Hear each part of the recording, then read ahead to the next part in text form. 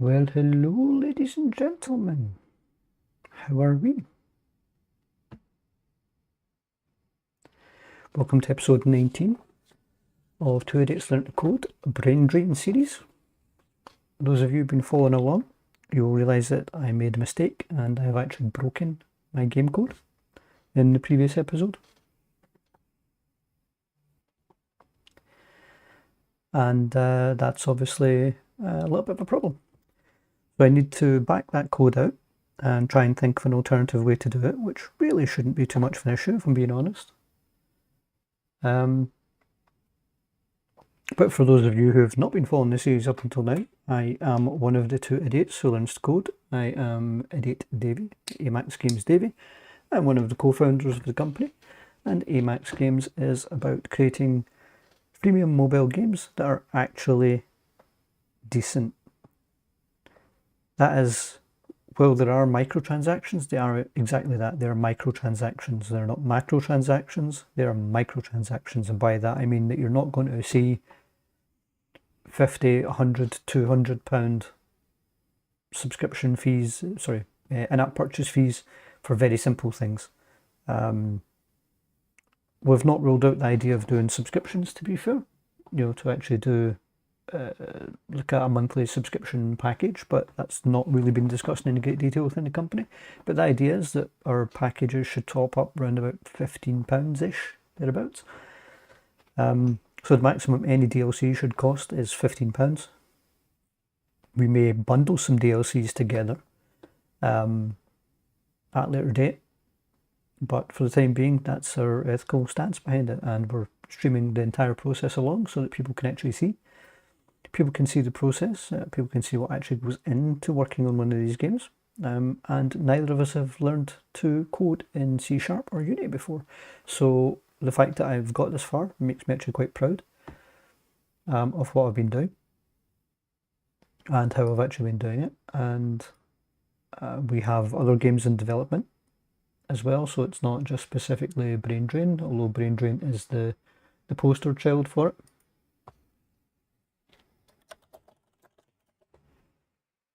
Because it is our first game, so we're also navigating how to launch on the Play Store, how to launch on the App Store, the Apple side of things, since none of us are actually Apple users here. It's a bit, it's a bit of a learning curve. The whole thing, to be fair, is a major learning curve for us, but we're also considering potentially looking at Steam releases if our games become popular, not for something like Brain Drain, I would suspect, but for games going forward, and maybe even doing console releases, but there's licenses associated with that to access the various app stores. And at the moment we're concentrating on our Android build, because our Android build only costs us £25 for the license permanently, whereas Apple want a £100 monthly fee. And if I've not said it before on this stream, we're trying to build this entire company on a shoestring budget. Myself and the other idiot John, are also working on things, but we're using our own equipment at the moment. The company is only really providing the cost of the hosting and our emails at the moment, and our domain name. That's all we're currently paying for from the company. So that's how tight a budget we're trying to keep on this. With that said, we're not intending on treating our customers like walking wallets. Therefore, while we are going to be using adverts to try and make some cash, they're not going to be excessive. And they're not going to be interfering with the gameplay as best we can. Google doesn't really give you, in fact it's not just Google, I suppose, Google and Apple don't really give you much leeway when it comes to where you position ads. So I couldn't, for example, have a pop-up that showed you just a tiny ad, banner ad in the middle of the screen. It doesn't quite work that way. It's got to be on the top layer, and it's got to be at the top or the bottom of the screen, or that's pretty much it. So it makes it quite difficult to navigate these challenging circumstances, shall we say. So and I try and talk, and my brain completely just talks over itself. It's like bleh. Right, so we are live on the Twitches, although I'm not really sure what use I actually get out of streaming to Twitch at the moment. I've not really had any Any pick up on that? We've got some people watching us. Although it goes up and down for some reason. Some people watching us on YouTube. I don't know if we should expand to other platforms at the moment. I think that's more of a thing you do once you've actually got a decent amount of game time in and people actually know you, so you've got a bit of a reputation, but we'll see how that goes. So let's get back to where we were within our game. So let me open Unity, and I'll have to babble for a bit while it opens because Unity takes a darn age to open.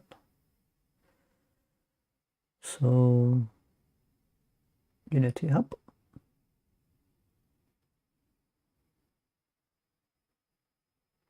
And brain drain. Oh, apparently it's currently open in Unity already, so it is. Can't see if we're looking at it. Okay, so as you can see, we've got a compiler error down the bottom. Now, I know what's causing the compiler error in the sense that I know the line. I don't have the skills to fix it at the moment, which is part of this whole two idiots learn to code thing. So let's just move our hub out of the way just now. Have a quick check in our stream, make sure everything's looking good. It is. Okay, so as you can see, this is getting a bit compressed because I've been adding things to it, and that's fine for the time being. I can clean this up once we've got the game code written. Like the UI itself's kind of negligible at that point, in the sense that, once all these are working the way they should, we can reshuffle them. I'm actually considering placing an extra panel in down here in the bottom, and in those panels putting potentially two separate panels with two separate lists of buttons, or potentially adding a horizontal and a vertical layout group in there. I will have to see, but that would actually free up some of the space on the sides, hopefully. Buttons would have to be shrunk down potentially or whatever, but there's definitely something there. Score, hints, possibly even cache might end up on the same line. That might make it useful for me. We've got a couple of hidden things up here, as you can see. So that's the debug method.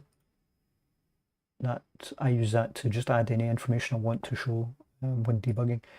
And cache and tokens is just there for the time being, but potentially needs a alternative position to be slotted into. So with that in mind, let's look back here. Now, what we were trying to do, for those following, is we were trying to allow someone to click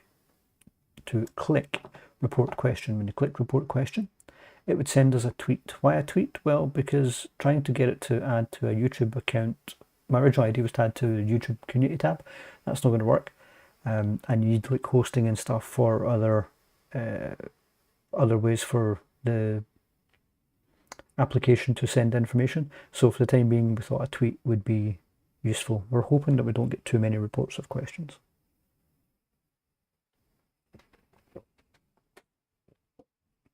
So with that in mind, we were consulting our guru, and they suggested, I'll scroll up here a little bit.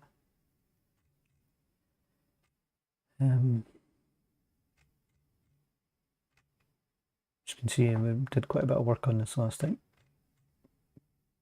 So they were suggesting we created a report popup.cs, which is fine, but I wanted to integrate it into the brain drain quiz.cs. So I did this, and then I was like, hey, how can I import it into, integrate it into braindrain.cs? And it said, yeah, add these details, add our game handle, add the initializer for start, add these, which I all done. But the report pop-up is underlined. Right, so if I go back to the code in our editor, you can see public static report pop-up instance. And if I go down to the bottom, you can see it's here. Now, I know where that line is coming from because I know which part of the code is broken. I just don't know how to fix it. So I did try and ask ChatGPT to assist, but again, this is why you need programmers. ChatGPT is not a replacement for a decent dev. So if we go back here, where are we? Had the report button. Okay, so as you can see, it called the public class report pop-up. And then that's where the public static instance was. So it was creating an instance of itself. That's not a thing when we've moved it across. If I scroll down here to when it tells us how to integrate it, it says add the pop-up controls, add the listeners, and add the serialized fields. It does not mention anything about this line. So I think what I'm going to have to do is I'm going to have to back this out in the meantime and have another attempt at it, at placing it in. So I might even try an alternative AI for assistance with this, because ChatGPT has tried and failed. And to be fair, you know what, most of the time ChatGPT has been pretty spot on. I'm not trying to derail the fact that we've had some useful information from it. It's suggesting the fix, but the fix is not really relevant at this point. So I can leave the UI in. Try again. I can leave the UI details in. What I think I'll do is I'll place these on a panel and just make the panel inactive by default, like it's saying, and I'll just have the panel pop up over everything else. Might also give me a chance to throw in an additional banner view. So let's go back to here. So I need to remove the report question, close report pop-up, and open report pop-up. Okay, so close report pop-up, open report pop-up.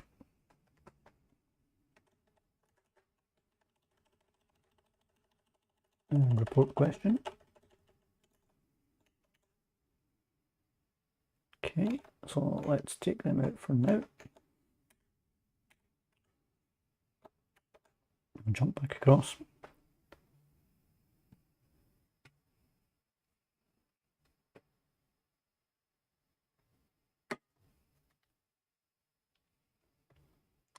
And then scroll up a little bit.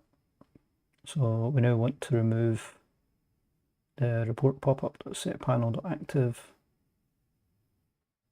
and the listeners.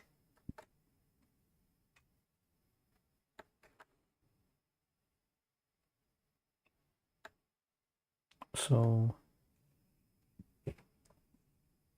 that was in the start, so that's right back up the top here.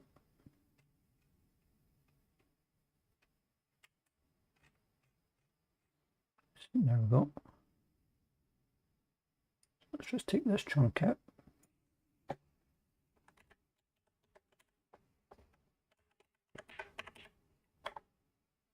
Okay, and I can take this line out since that's a main problematic line. I'm not worried about the serialized fields at the moment. I think they should be fine.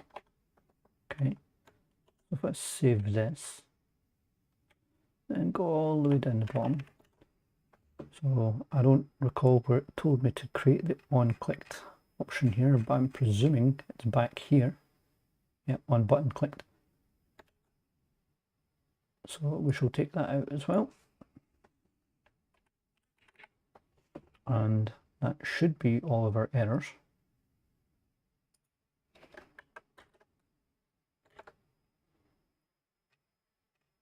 Okay.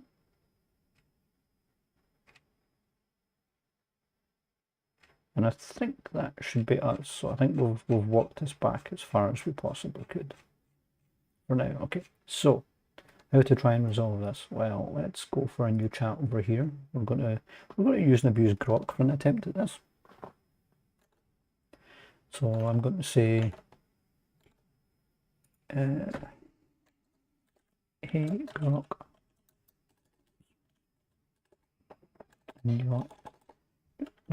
I have this code.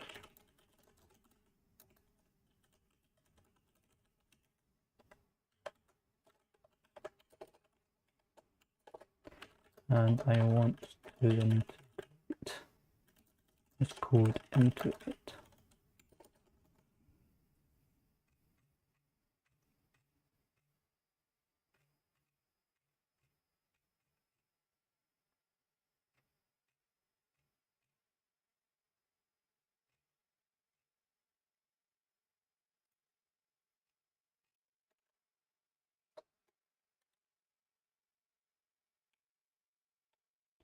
And I will add this one as well.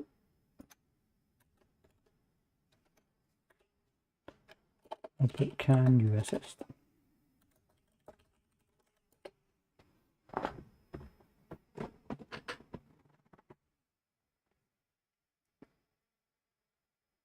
Okay. Whoa. And boom.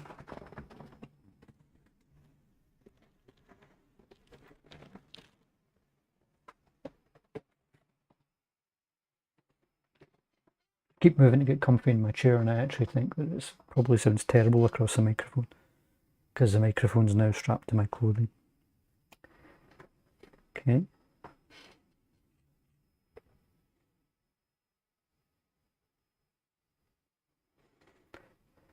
To integrate the report and pop-up code into your BrainDrain quiz script, we need to incorporate the functional report and directly into BrainDrain quiz. As it seems you want to merge the report pop-up logic into the existing quiz system, report and pop-up class handles UI, reporting issues, BrainDrain already reference the report and icon elements, such as reference to Twitter handler variable. Okay, below is an updated BrainDrain quiz with report functionality integrated and changes included. Okay, so what I'll do is is there a copy option? No. Control A. Copy. There's a copy up there. Oof. Right. So let's jump back to our script. Now, before we make changes, take note we've got 938 lines. Let's go back to Unity, make sure our error has cleared, which it has. So let's jump across to Control A and Control Z. That didn't change anything. So Control Z. Z. Okay. Yep, that didn't actually do anything.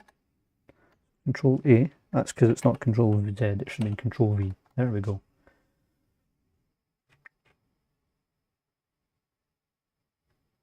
Oh, okay. That didn't give me the full code. Right. Control A, Control B. Yes, okay, so 760, line 768, it seems to stop at. That's not very useful, Grok.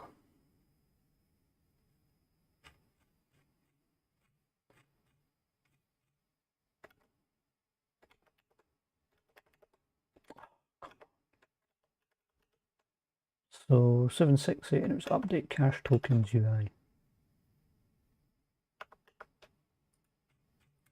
Just see, does it end it there itself?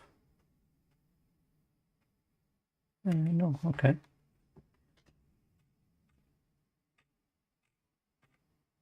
We're looking for update cache tokens UI.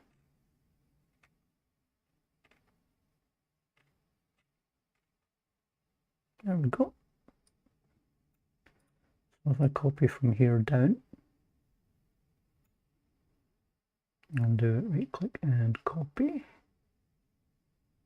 What the heck? Okay. If I just copy that, does it count? And we can take this chunk out.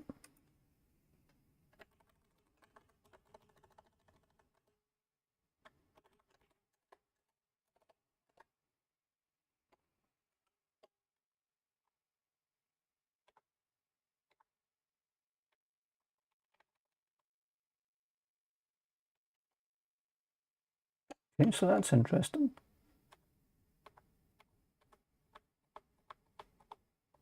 That looks like it pasted the entire thing in again. So let's do Control A and Control V.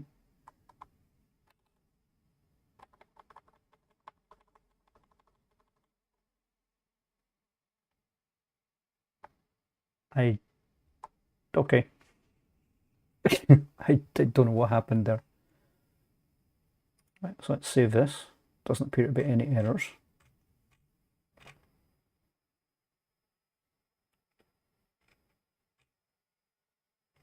Okay, let's jump back to our game and see has the almighty Grok taken on and defeated ChatGPT for writing useful code or more.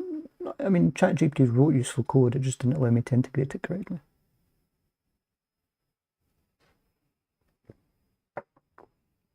Okay.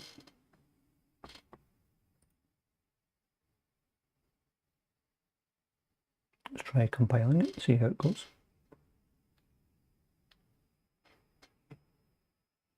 Oh, and there we go, errors. But that's fine because that's for the adverts. Okay, we've got streak 0, we've got hints remaining.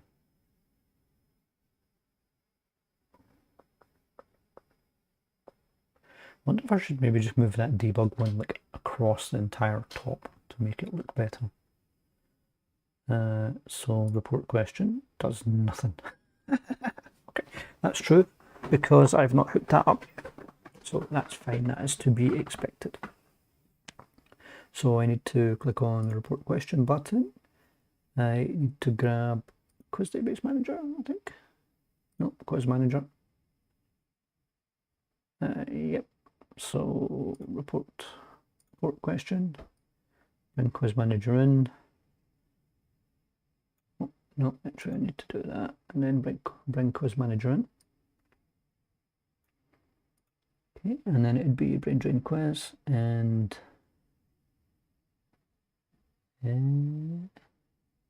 show. Okay.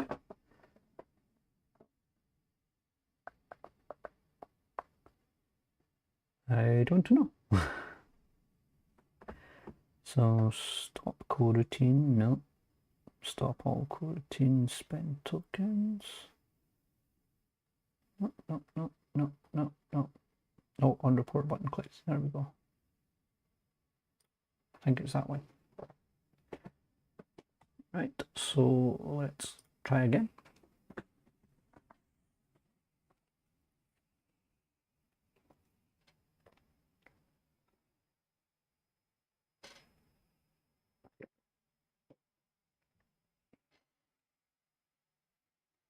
Okay, that looks fine. Report question, done nothing.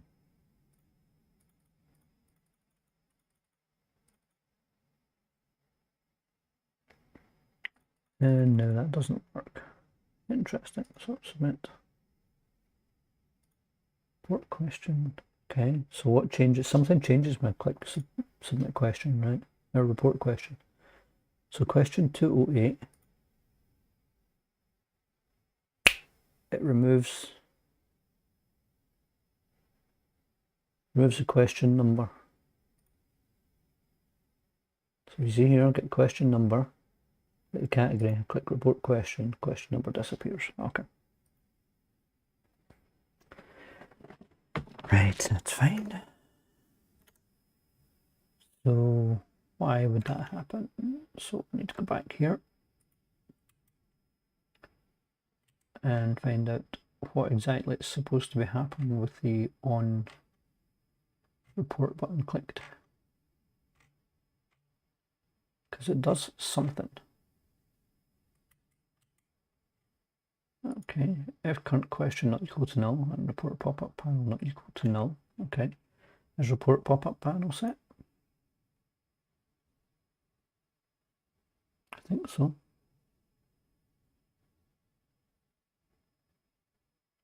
Did I not create this? I did. Canvas should be showing. It should be the report pop-up that's hidden. I think that might be it. So, okay. Report panel dot set to equals true. Okay. If report preview question text not equal to null. Report preview question text. That's why it's changing. Okay, so that's pointing to the wrong thing. So the report preview question, that's pointing to the wrong thing. Okay, so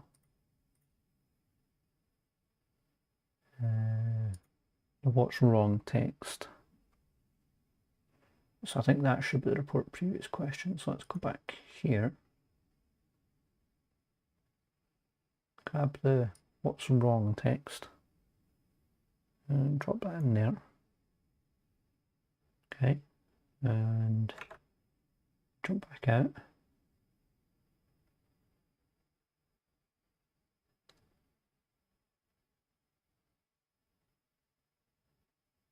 Okay, and then when you close the pop-up panel, right? Okay, no, yep, need to go into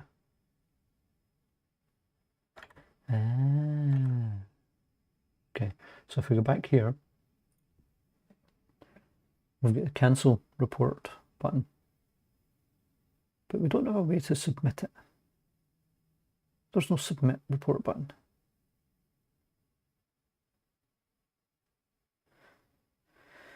Although I suppose technically by clicking on these buttons it's sending in information anyway. Right, no, that's fine. I think we're good. Right, so the cancel button should be linked to a quiz manager. It should be linked here, and it should be on report button clicked, on cancel button clicked, cancel button clicked. And cancel invoke string. Okay. There's something wrong here. Because it's private. Should be public, I think.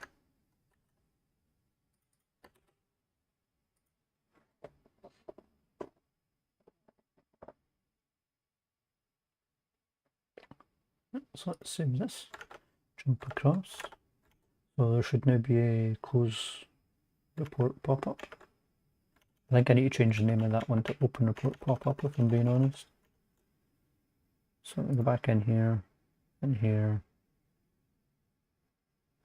Close report pop-up. Yeah, so I was right. Awesome. Awesome, awesome, awesome. Okay, so shall we try it again? Let's click play.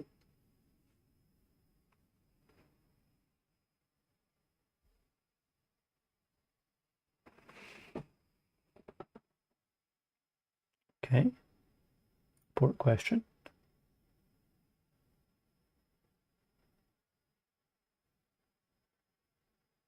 Okay, incorrect answer. It has opened Twitter on a separate monitor. Not a good idea, considering my Twitter is actually banned on this machine. But it did try and open Twitter.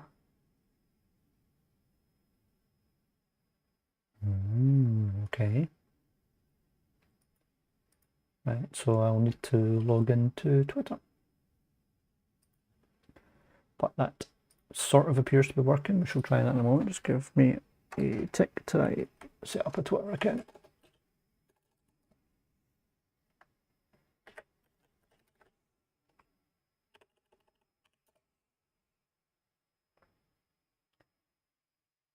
Options, logout. Right, the logout function apparently doesn't work. Yay. Gotta love Twitter. Okay. So, no. I can't remember the email address we actually used for this. I think it was info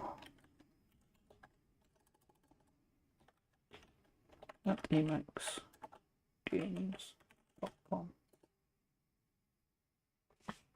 No, let's try again.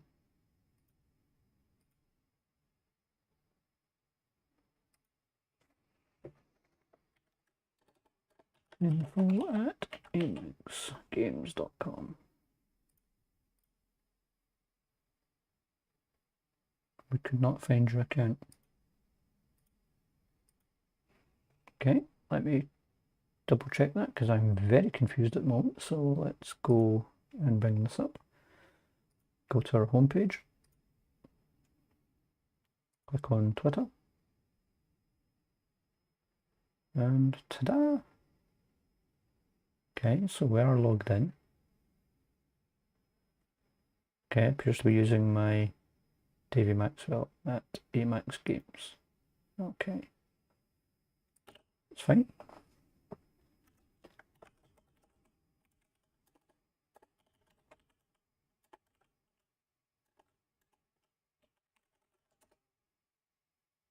Yeah, that Twitter's just not going to let me log in on my other machine, which is a bit of a pain in the backside because it's trying to open it on another machine.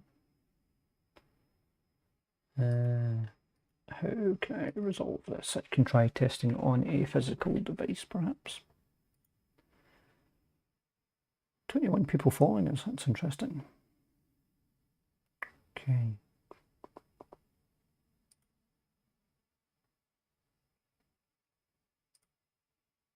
That's interesting. So we can go to Amax Games, but it's not logged in. If I sign in with this and this.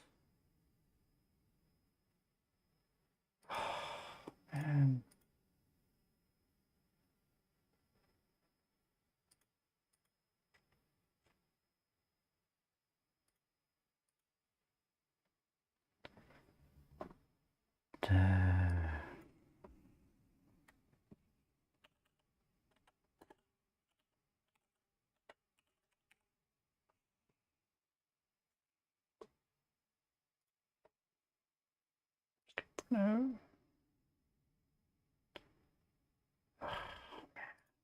Go with that. Come on. Follow one or more accounts. Oh, follow SpaceX, I don't mind that. Come on, come on.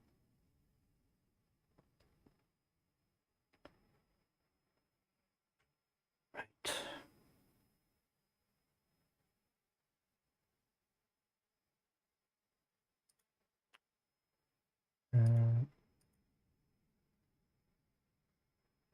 So let's try something. I know this isn't kosher, but let's go here.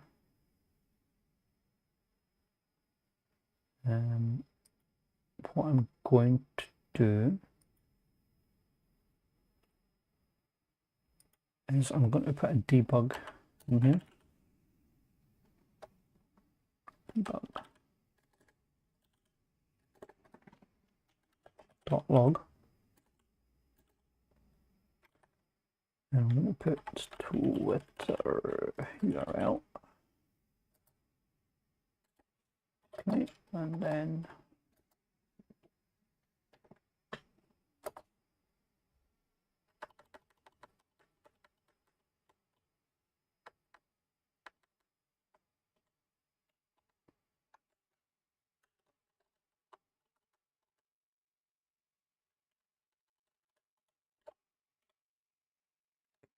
semicolon in there. So I'm going to click save. So this should, well, you didn't see it because it opened another one of my monitors, but it did actually open Twitter on one of my one of my other displays. So in theory, what this should do should give me a URL which I can then copy, and if I can copy the URL and paste it incorrectly, then we know that this feature should work. It's just the fact that I have multiple accounts set up in this machine for the multiple different roles that I actually do, not necessarily for the company, but for the other companies that I work for. So let's go back here. Let's try and click it play. We definitely need to change the canvas for a report because it opens in the middle. In fact, I think we should probably trash this canvas, hide it, bring the other one up, and then drop this one out. So if I click report question, it pops up. Click incorrect answer. Okay.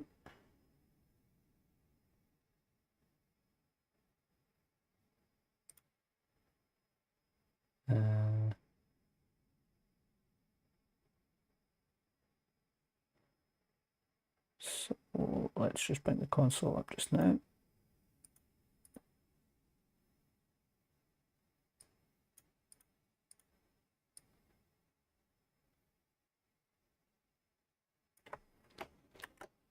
Copy, we'll move over to our browser.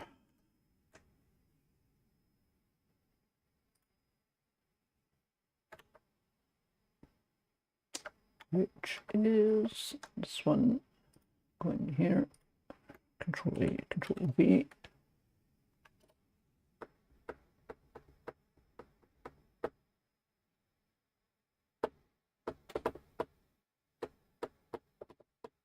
Right, that's close. It's not close enough, but that's close, okay? So I need the question ID. But that is effectively working. So let's go back here. I'm going to be cheeky, I'm going to stick with Croc. So let's go back to this, mainly because Croc's already wrote this code.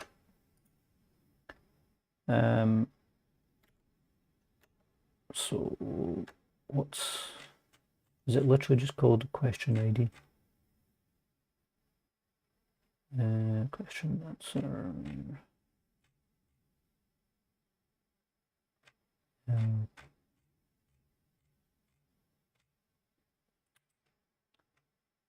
It's asking a question somewhere up here.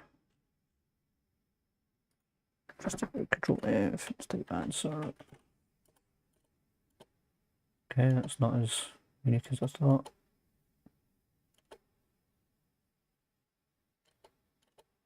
Okay, insert text. Okay. I actually want to change that line anyway, because I want, when I'm testing my physical device, I want it to put the answer in for me, because I'm terrible at these games. Okay, load random question. Okay, so current question ID. So if I change, let's just copy this just now. Okay, and let's go back to the reporting options. Okay, answer in game. Report.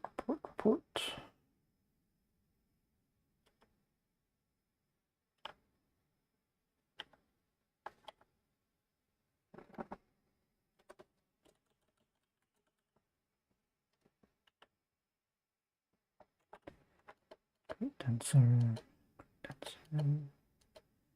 Okay, so this is what happens when scripts get to be large. You forget the part that you read it and you're having to change things. So it will be down. It'll be down the bottom. Never thought. Watch ad for hints. I'm even looking at right script because it wouldn't be the first time I did that. That's fine. Reports close. Okay. Yep. So, if I just GK paste that in here.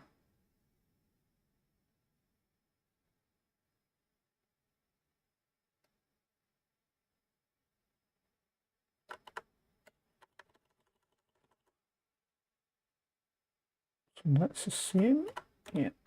So if I just copy this from the queue onwards, and then I can take this one out. Bet there's professional programmers or even amateur programmers screaming at the screen, no, there's an easy way to do this. Yeah, I don't doubt it. I really don't doubt it. Okay, tutorial is fine. It's fine, nothing else should change in there. So let's go. What I'm going to do is, since I don't need it to open it on an external device at the moment, I'm just going to nuke the actual opening with a comment. I actually want to see the URL, and I didn't even need to use ChatGPT Excuse me, didn't even need to use ChatGPT for that. So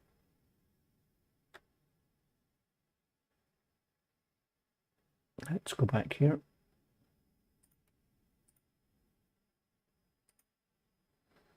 And then go back to our Unity. Okay, and stop that, replay.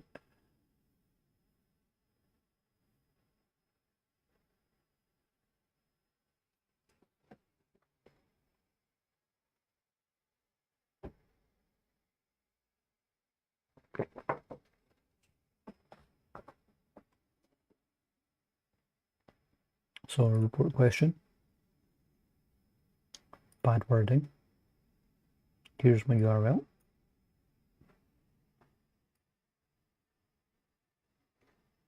Just grab that, control and copy.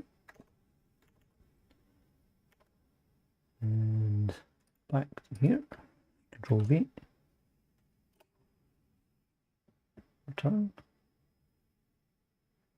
Ooh, it still did not add the number. Interesting. Why didn't it add the number? Did I forget to save this? No, because it didn't open the pop-up.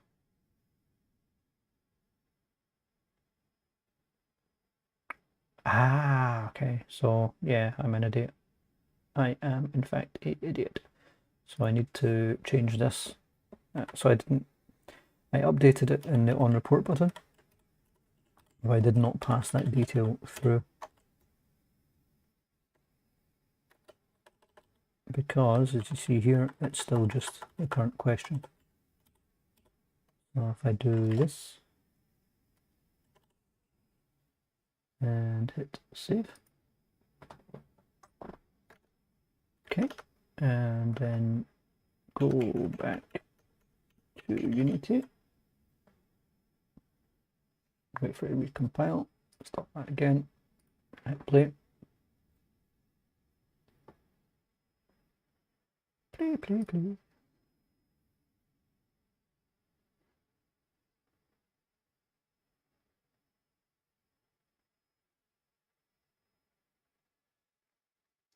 Report question, incorrect answer.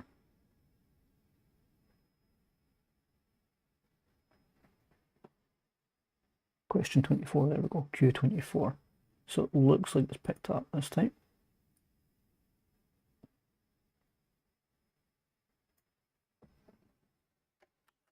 I wonder if I can automatically have that added to the clipboard. Control V, return. Refresh. There we go. Question 24. What is the capital of Germany? Berlin. Awesome. We now have a built-in reporting feature. Thank you, Grok. You have saved the day. Right. So now we know that that's there. We can work on cleaning this up a bit. So for some reason, the report canvas is opening. And in spite of the fact, if I zoom out, you can see the report canvas covers pretty much everything. So if I hide the main canvas, actually I'll save everything first. Oh, I can't save it because we're in play mode. It's fine. Save everything here, and then I shall hide this canvas. Excuse me. Apologies, RIP headphone users. Okay, bring this up. I don't know why this is compressed to this tiny little box in the bottom corner. I'm presuming it's to do with these widths and heights up here. For some obscure reason.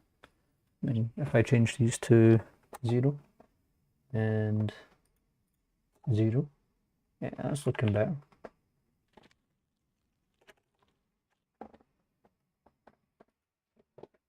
Okay, and now if I look at the report pop-up, is the report pop-up a panel?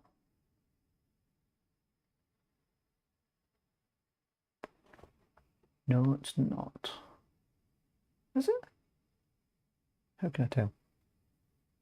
Let's open another panel then, so we know, for example, the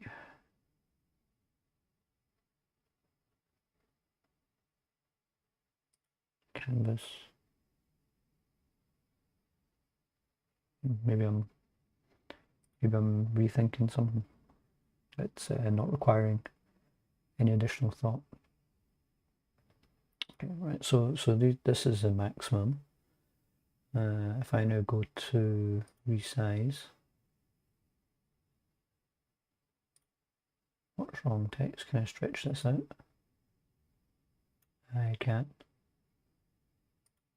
And the same with the buttons. So what if I do 560 by 77 by the looks of it? So Control A, 560 by 77. That's looking better.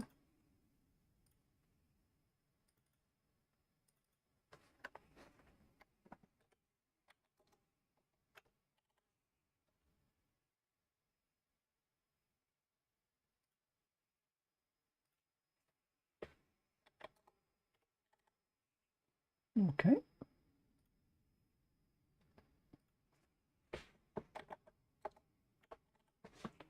There we go. Can I bring this down? Oops, that didn't work quite the way I wanted it to. Does that help? No, not really. Okay, sort of fine. I can do Control Z on that. It's not really helping. So what's wrong? Incorrect answer. Now, if that's the case, and I'm disabling everything else, let's make the text for this. Let's make that central. Oops, not justify Davie, central. Okay, let's select our 4 buttons. Can I align them in center as well?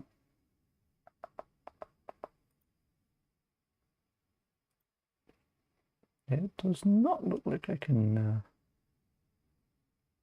arrange them that way, at least not with my current skill set, and that's fine, right? We can always work on things like that.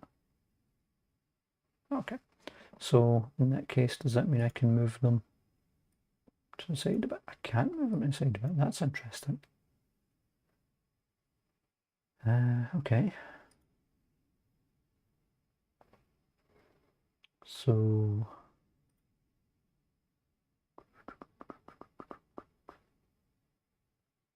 how can I, because the canvas is big enough for them. Like if I go to resize, the canvas covers a whole thing.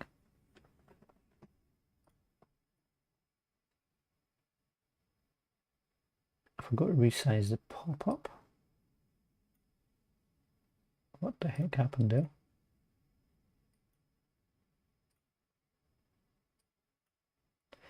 Okay. I think I know what I can do here, but let's just try this. Right, so it won't let me change that, that's fine. So if I go to my canvas,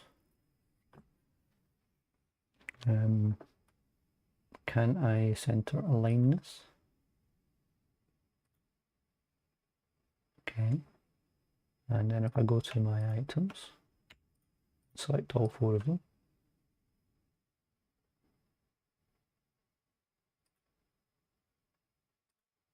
Okay, no, that didn't change anything. Okay, so no, that didn't change anything either.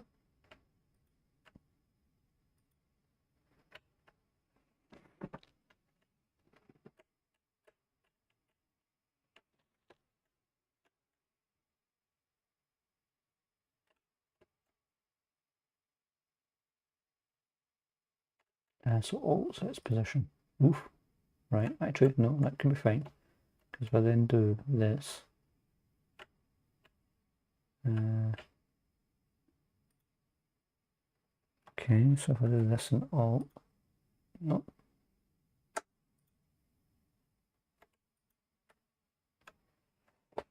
Interesting. Let's do Control Z a couple of times. So how do I...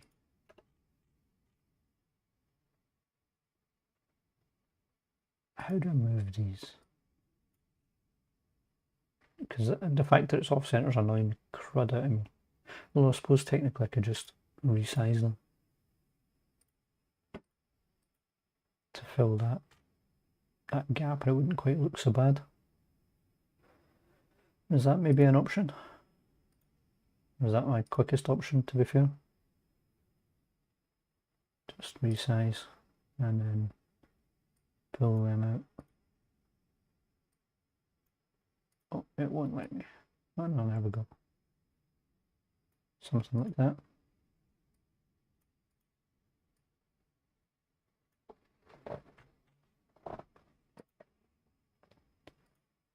So that's 6.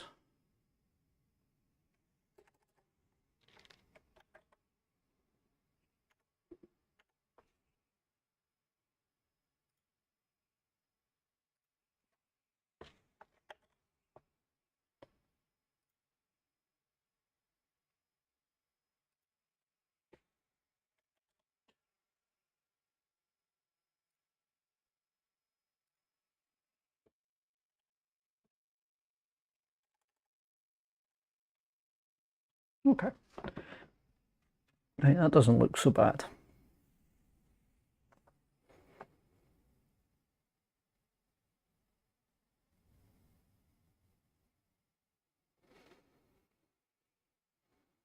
That doesn't look so bad. Right, so let's disable this. Oops, no, let's disable the canvas again. No, not the canvas, the pop-up. Okay, let's re-enable the canvas for the other one. Okay, so just like when other things take priority, so I think it's the stats panel. I'll use this. So let's go back to our code. And I'll do stats panel open. I think that's the one I'm looking for. I'll do Control F, stats panel.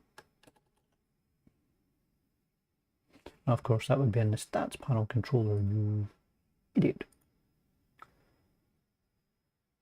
Okay, so the panel name set active is true, panel name set active is false. Okay, so let's go back to the enable and disable, or on import button clicked. So once it's done that,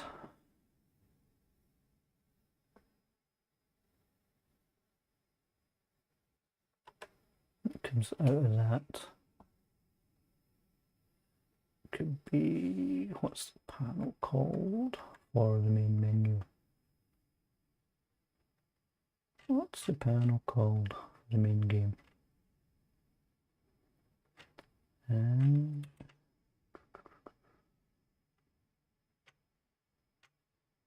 It's a good question. It's a very good question.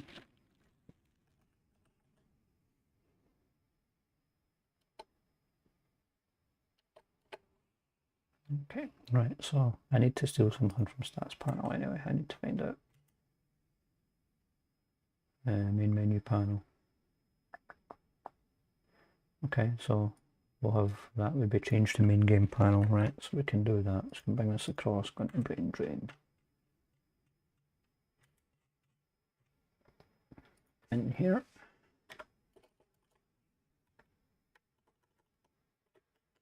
We call it main game panel.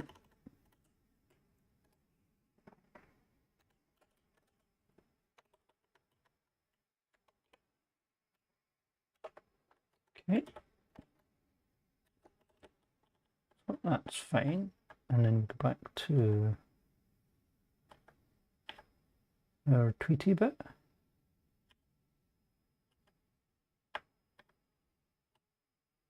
Okay, so right here we do In fact, we'll do that before we show it, don't we?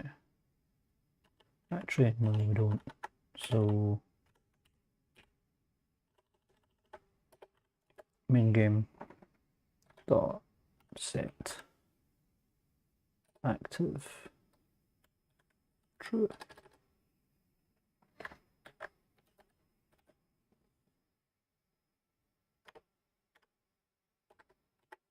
Okay.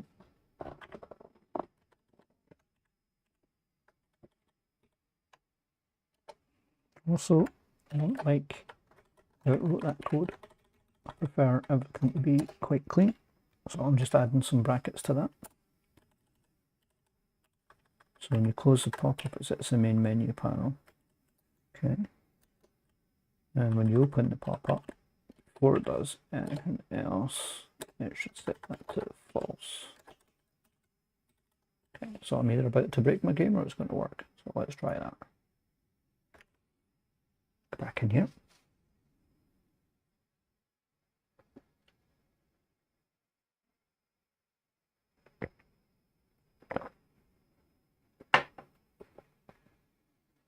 Okay. So we'll play our game.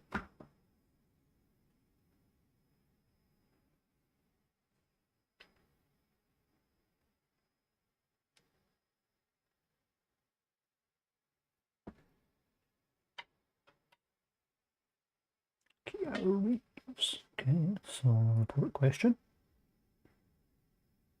I failed. So I did.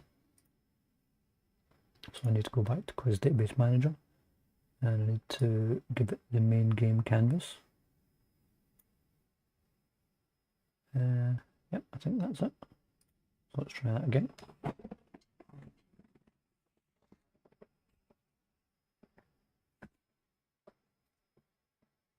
So report question, canvas disappears, cancel, game comes back. Boom! Right, awesome. So let's go to our snagging list on our website. Let's go sites. And it is resources. And it is projects and brain drain. Okay, so report bad question. What I will need to do is I'll need to test that on a physical device to be fair, but everything looks fine on that. So I'll just put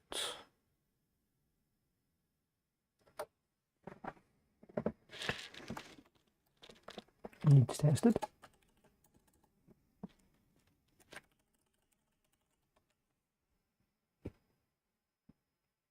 Okay. So what have we done? Added pop-up to tweet bad question. That was.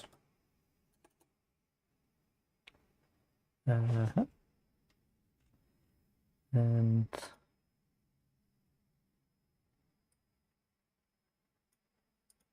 so to fix the broken reporting in Twitter, and that's pretty much been done. So I can strike through that. Fuzzy match to be optional settings. I'm wondering if that should maybe be a DLC. Because people might get annoyed and might want to make it a bit easier on themselves. Check plus hint needs to be tested on a physical device. Add in absolutely game catch stock experiment. Okay. I broke a question important to YouTube comment. Right. I'm going to remove that because that was a nightmare when we looked at it. It requires not just API access, but you can't post to a community. And in order to do so, you have to do it in a kind of hacky kind of way, and it's just not feasible for this. Okay. So that's cool. So we're basically looking at just our in-app purchase shop and indeed our shop in general within the game in order to do so. So that's awesome. That's our next step. How long have we been going for? I've been going for just over an hour. So I mean, I think this is the thing about coding, because we're new to it, it's taking us a lot longer to do what is probably simple things. But as you've seen, other than the initial code that I got ChatGPT to spit out, I have not went in any way, shape or form into any kind of different setup.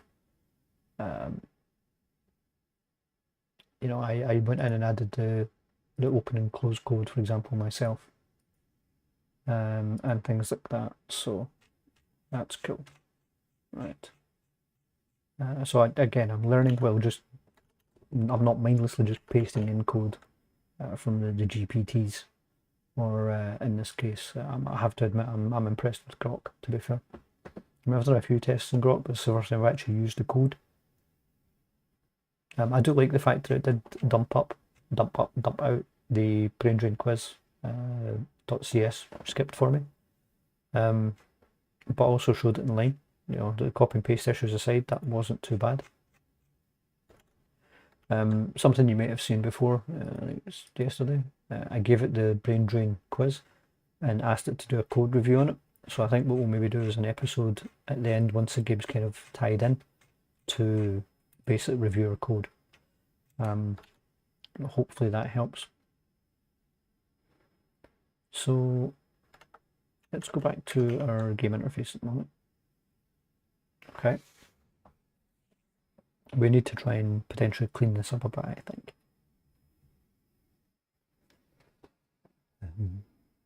So the score's fine, it's never going to be too high. The streak's fine, I'm not expecting it to be too high. Maybe I should add the tokens onto the end of that too.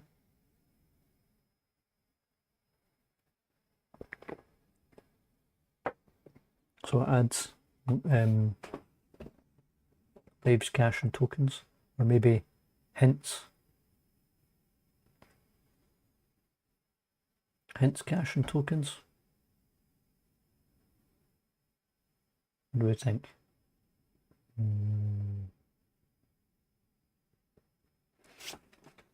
I think we'll have a look at the score and streak. Right, so let's have a look at the code for that.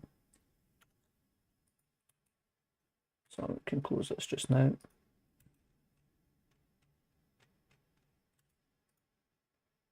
I don't know what the heck that is.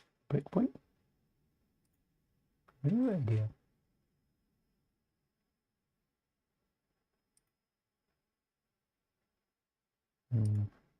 Sometimes a bit goofy there.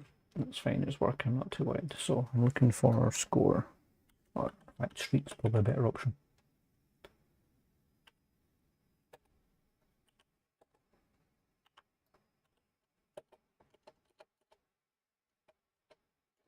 Right, so I'm looking where it updates the user interface basically.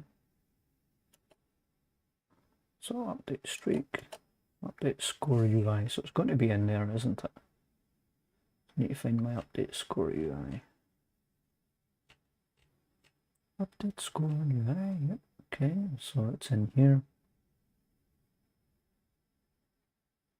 That's fine. Score equals score plus streak display. Okay. Now let's go back to our guru at ChatGPT. Or will we stick with Grok? You know what, we're going to try sticking with Grok. Why not? It dug us out of that last hole. Okay, so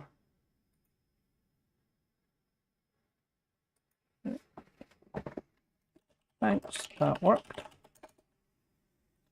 My code.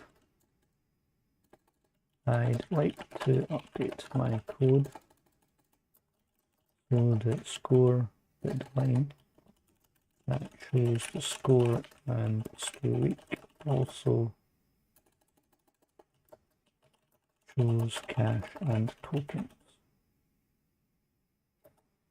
And you help with that. We'll try it this way, we might have to abandon it.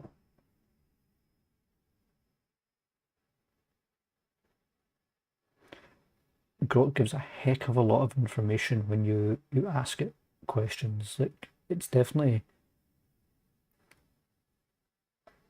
it provides a lot more feedback than ChatGPT in a lot of cases.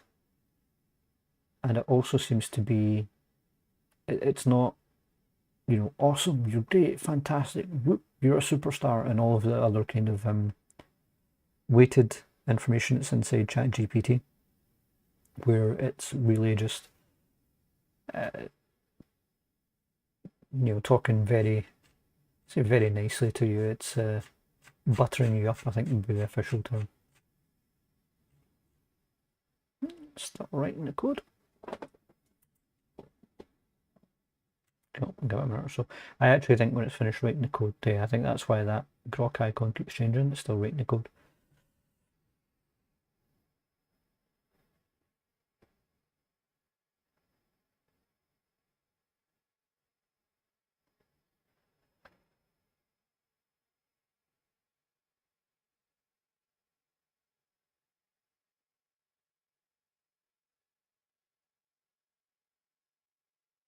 Okay, while Grok's thinking about that, I'm going to pay the water bill. I'll be back in a moment.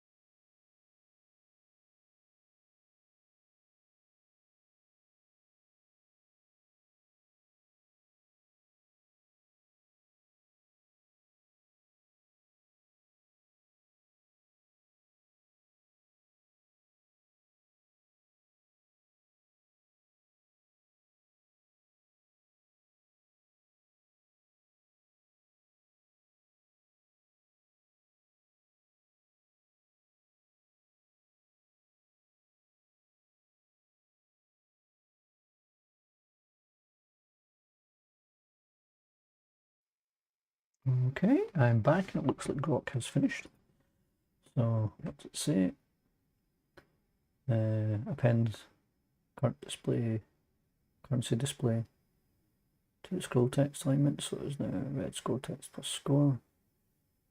Okay, this ensures cache tokens, preserve existing functionality, ensure update tokens UI, yeah. Okay. Round mode, score text hold to score, something like this. Store cache tokens in survive mode, score streak cache tokens.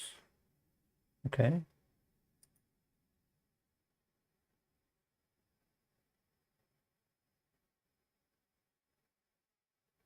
I didn't realize that was hard coded. But yeah.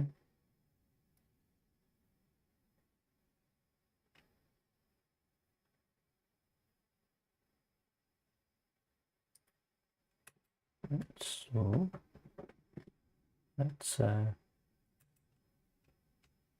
copy this. Okay. And then jump back here. So we're at 997 lines.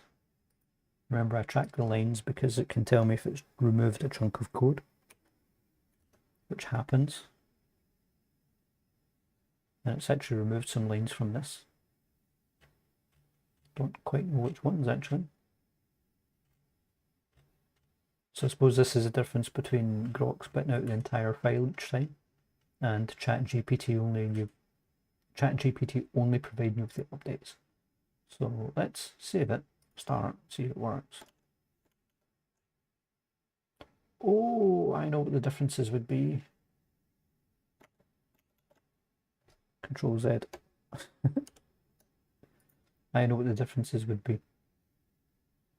It would be the hiding of the panels. So that'd be the line differences. Okay. So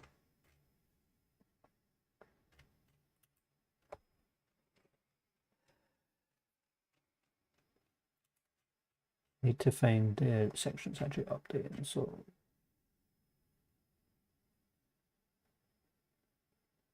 it should just be update score UI build. So hopefully that's all I have to update. So update game mode UI.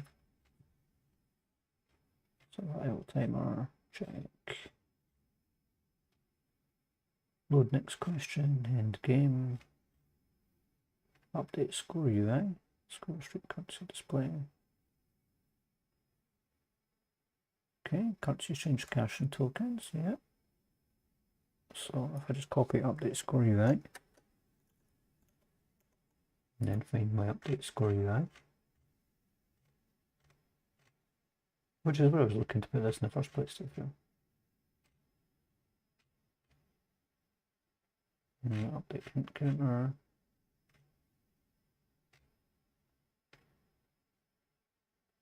Yeah, there we go, update score UI.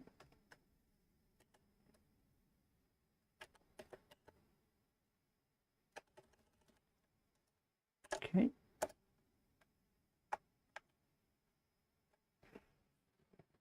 There we go.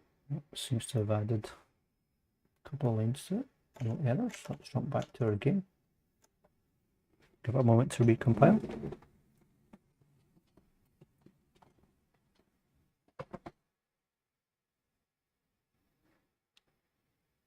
Okay. Unpause this. Play again.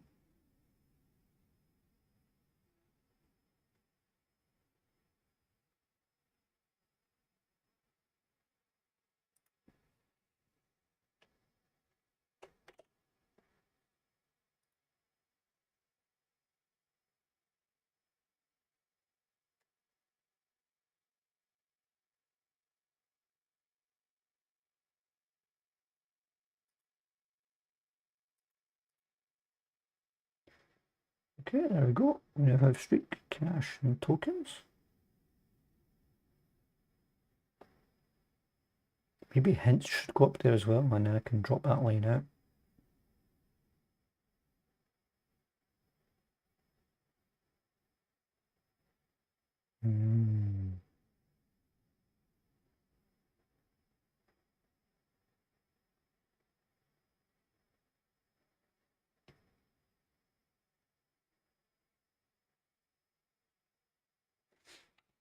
Yeah, I think that's maybe the answer. So should we add leaves to it?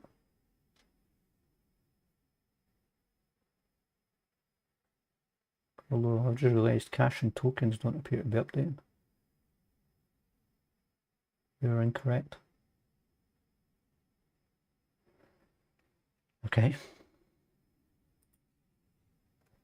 So let's go back.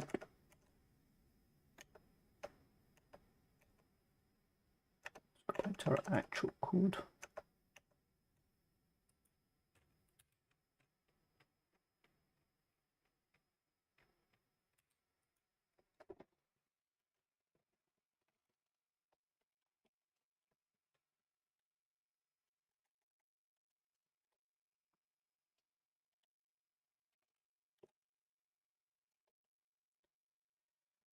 Score UI. Update cash tokens UI. Game mode UI.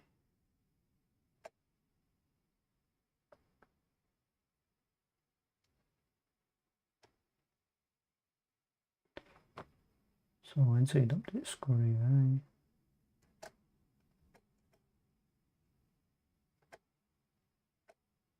Okay, I think I need to change update cache tokens UI as well.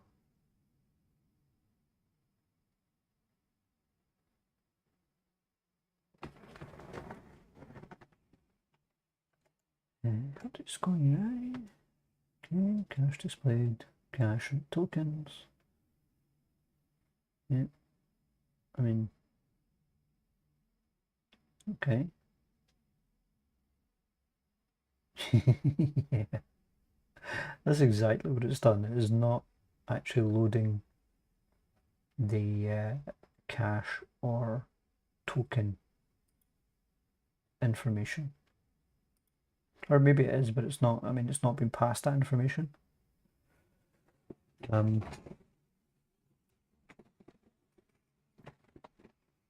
So it doesn't really know what it's supposed to do there, so that's why it's shown as empty. So we need to find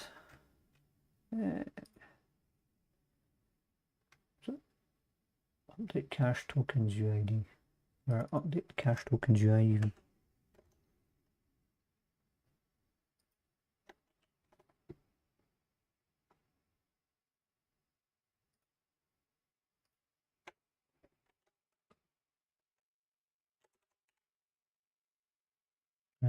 Tokens 0, update cache tokens UI, okay. That's reset. Okay, add cache, spend cache. Okay. Okay.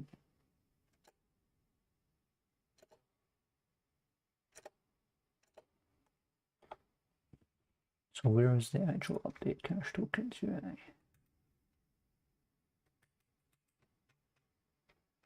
Let's try that again.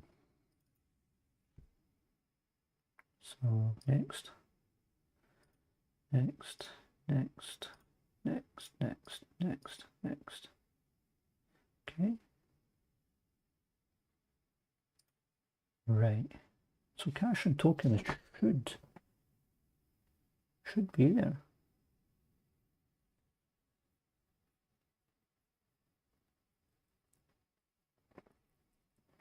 So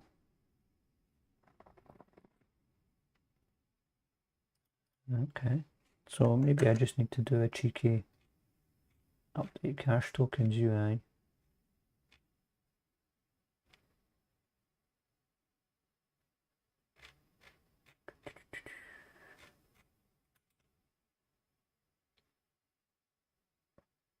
Before I update the score.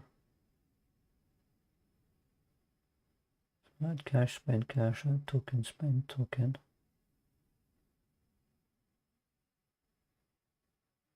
So update cache, update score.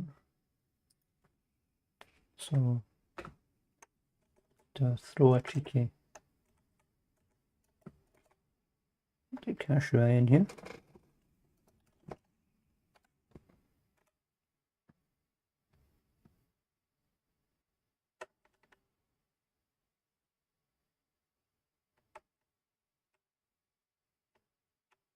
Maybe? Does that possibly solve it? Failing that, I shall ask our guru. Let's go back to our game.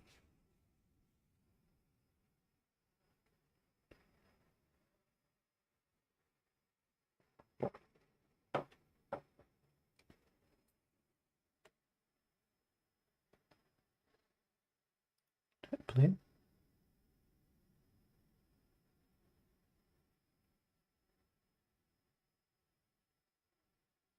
No, cache and tokens is still not been populated.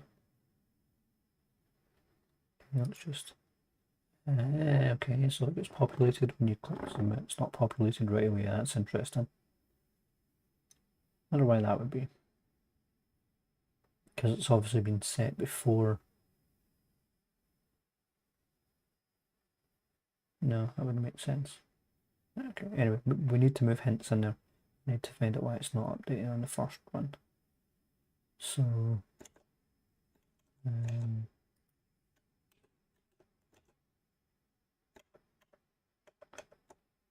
I shall say cash and tokens are showing 0 until I click submit and you just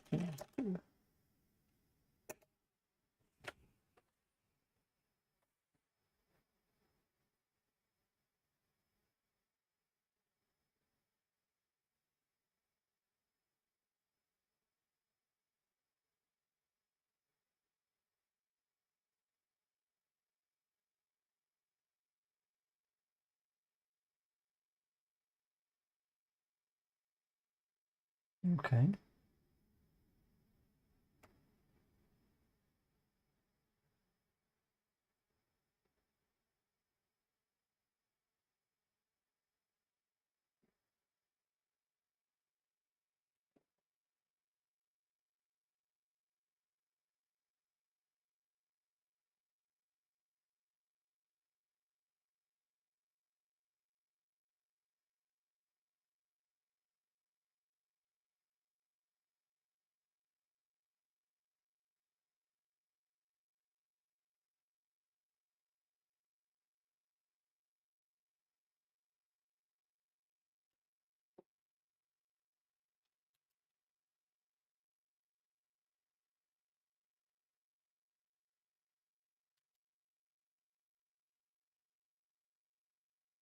I'm kind of liking Grok. Does give you a lot more information as to why it might be incorrect.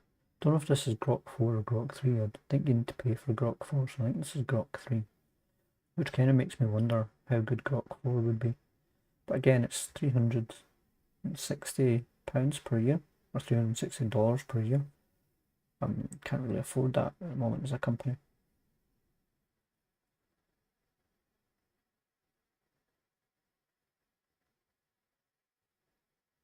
It's listing all the changes that it's done now.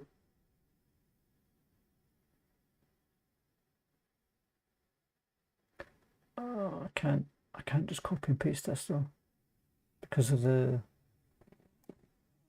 update. In fact, did I not already do that? I did already do that. I bet you I've broke this again. Let's go. Bet you I've broke this by forgetting to update it.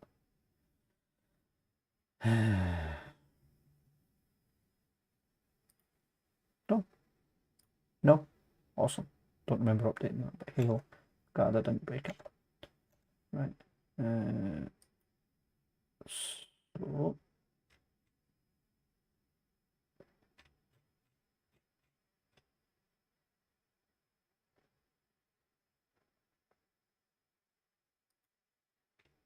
let's get new start section.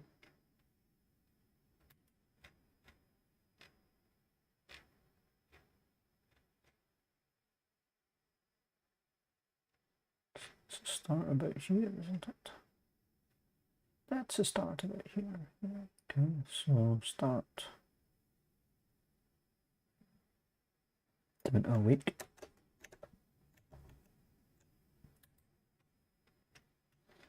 Remember that we've got 999.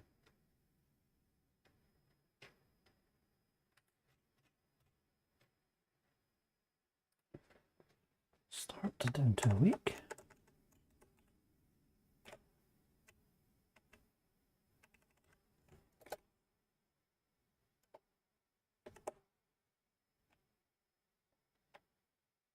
Okay, so that actually removed a line. Okay, and added update score UI and currency methods. Okay, so add, spend, cash and tokens have all changed.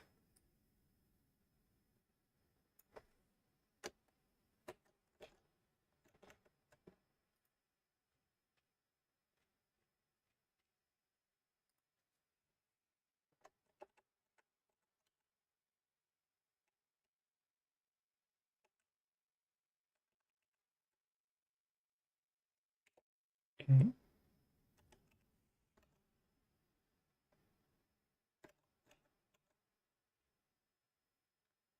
And reset player data has changed.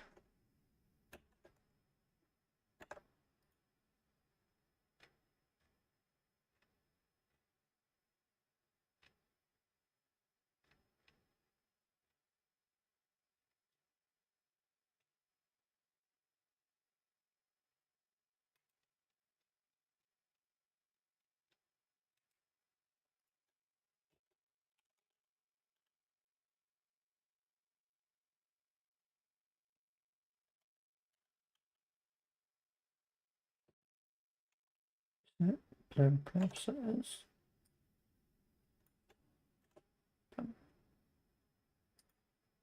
Right. Okay, so it's added a few lines there. We now know that. Should save this. Let's try again. Jump back to our game and give it a moment to compile.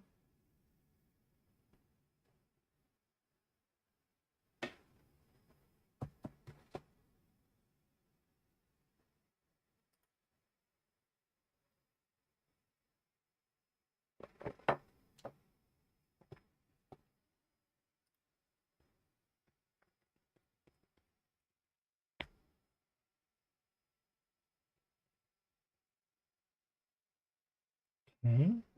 Yep. That looks like it's fixed it. Awesome. So I can remove the tokens. So let's go back to our UI.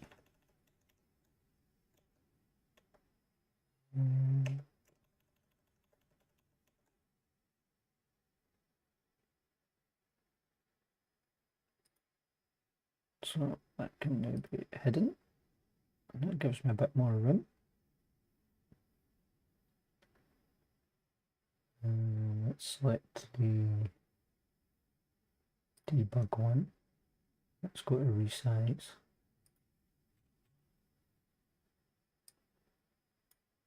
Why is it not letting me resize that further? There we go.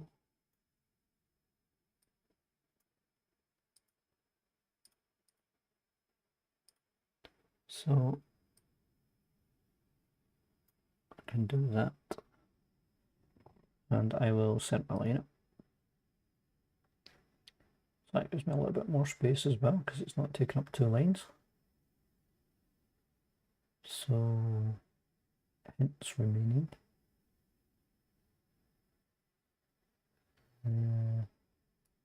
What was the other thing I wanted to put in there? Hints remaining.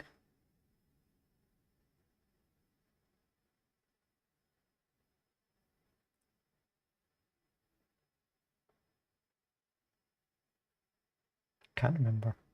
What was lives? Maybe the timer. Okay.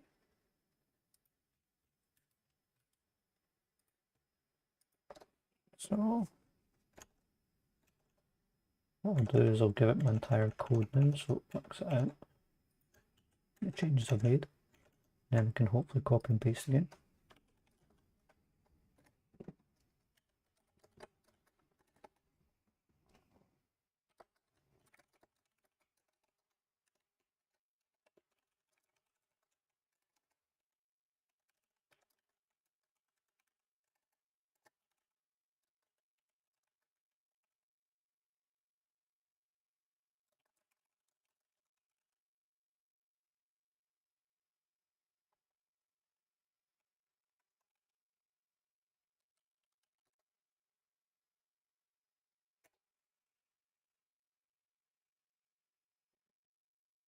So hopefully this will save us some more space.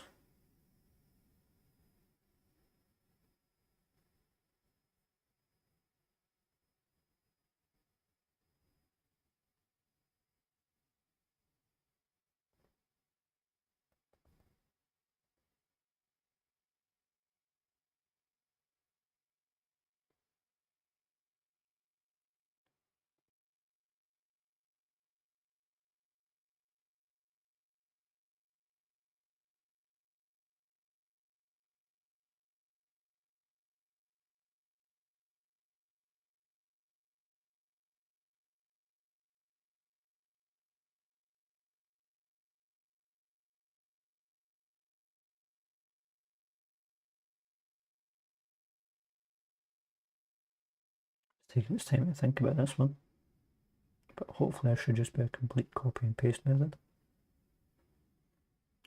What I'll probably do is, while it's doing that, is I'll go back here and I'll push an update.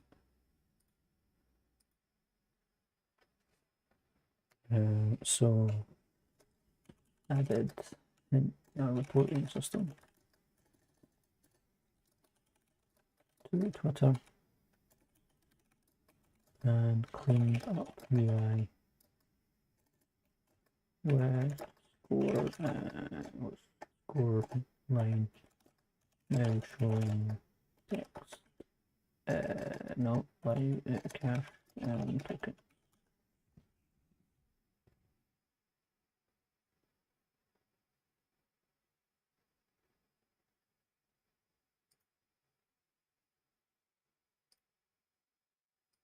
Save it first, obliviously. We'll check that in. Sweet.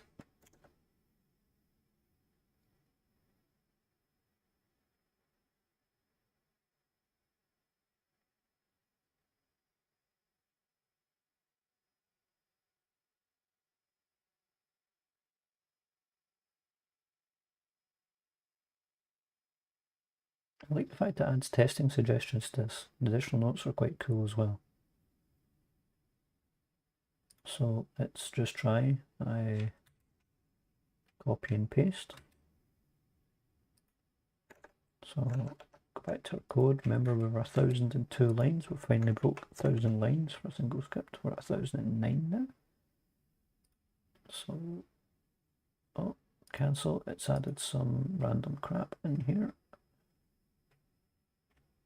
And unfortunately, it's a lot more difficult in this to work that out than it would be in ChatGPT. I'm guessing it's going to be one of the update score ones because it's going to have put there. No, let's change that to hints actually.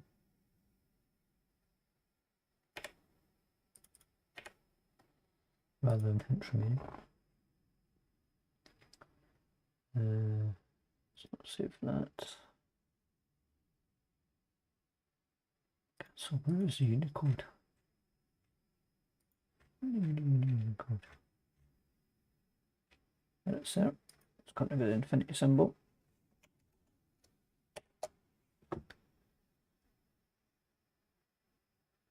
What?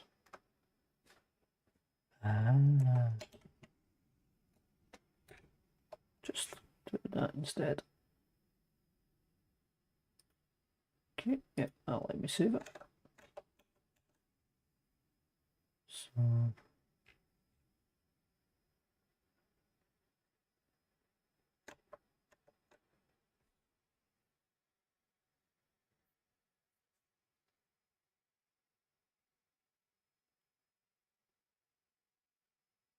let's try this again.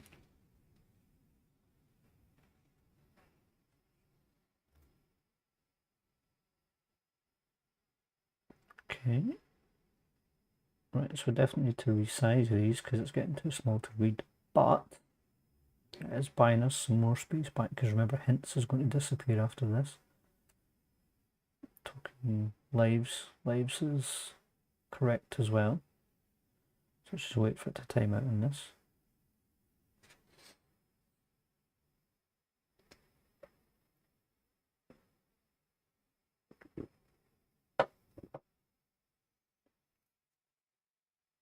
Come on. This is why I need the timer to update, so I know how long it's been running. Because I'm pretty sure. Oh no, there we go. Yep, lives updated there. Lives updated there. Awesome. Right, so I'm gonna pause this. So let's go to score text and stretch that out.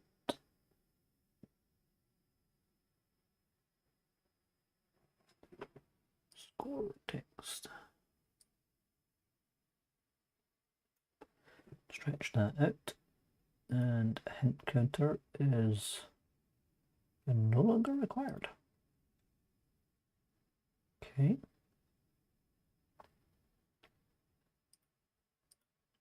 Text is still there.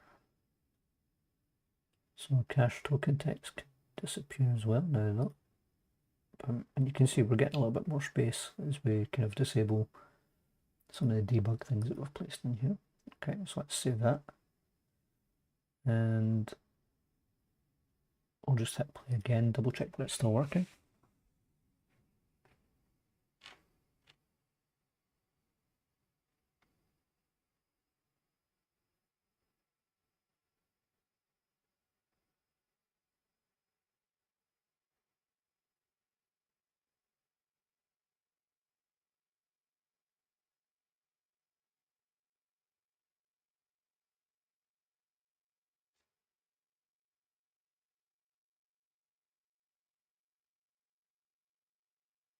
Okay.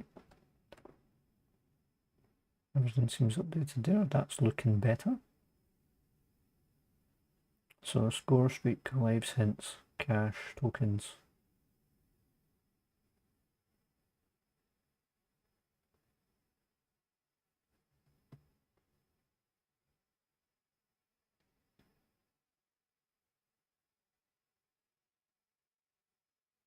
Okay, and everything's updating.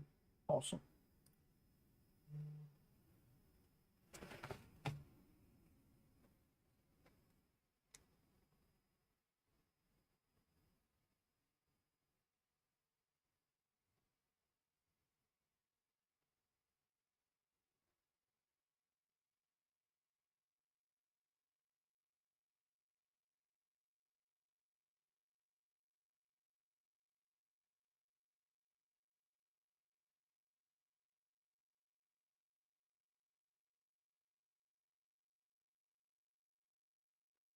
Okay. So do I add the timer to this? Actually, can I trim? Can I maybe trim the descriptions a little bit to make it look cleaner? I don't think I can. No, lives fine, hints fine, cache fine, tokens fine.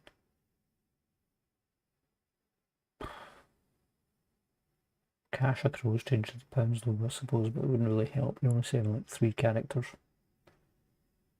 So,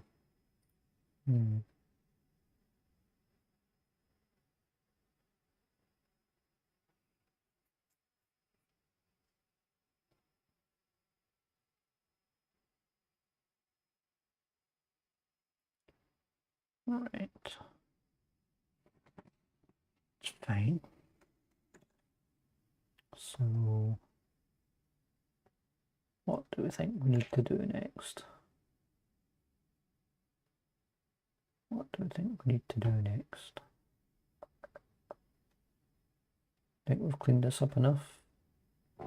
Do you think I should place a timer somewhere on screen? Like, for example, what I could do is I could make the debug show your time, because I'm not sure it would fit in the score text, to be honest, because that's getting kind of busy and we've got to allow for people with smaller screen sizes. Yeah, it's an interesting thought. I mean, I can probably shrink the brain drain logo down a little bit more. But I think I need to look at potentially having the report question button, hint button, etc. I think I need to look into these being side by side, and I mean still possibly vertical, but vertical and side by side, perhaps.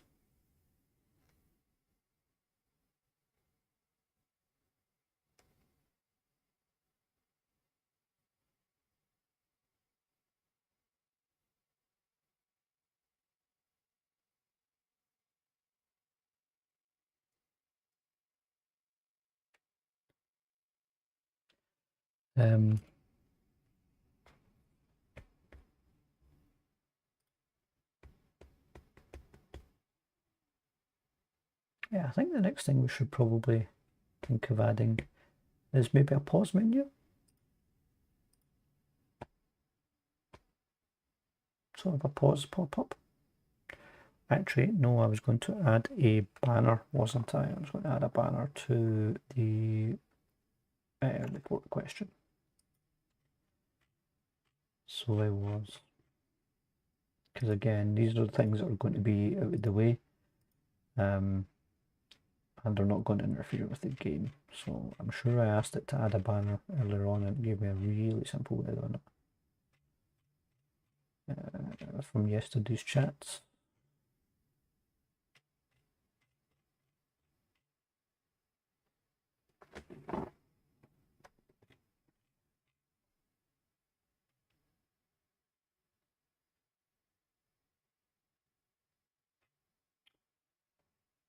Open settings and close settings. So yeah, that should just be a case of, again, I'll need to test these in a physical device.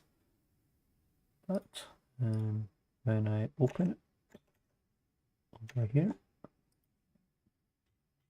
so I need to open the reporting.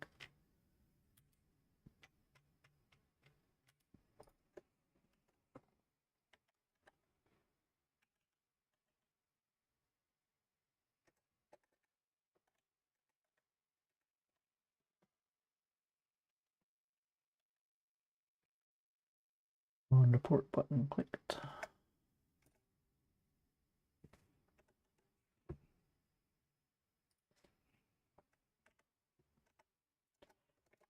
And false, throw up an advert. And I tend to prefer my code a bit cleaner, like so.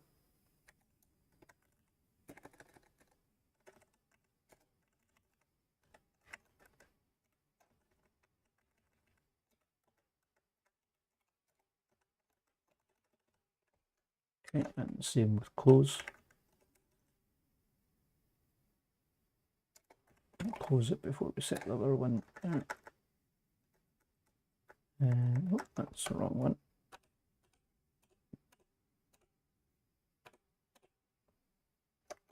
Control Z, really, not what you were typing there. Okay, so back to ChatGPT, and yeah, so these are already coded, so that's nice. I can just slide these in. There we go. Another couple of banner ads.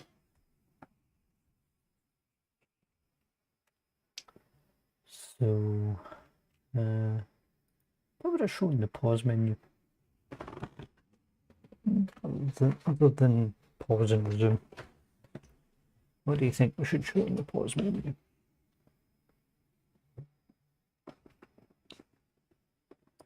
Because I think we need a way to pause it, although it only really affects, see, there's catch 22, it affects streak and hardcore. Sorry, it affects survival and hardcore, but survival and hardcore, if you could pause it,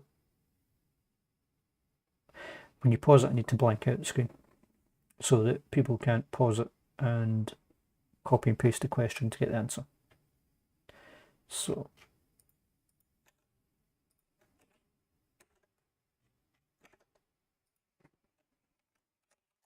thank you.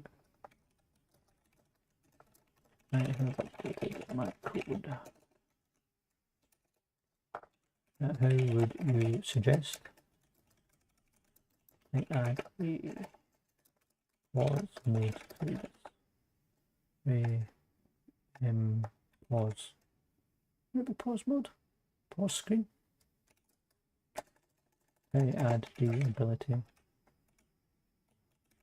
to pause the game.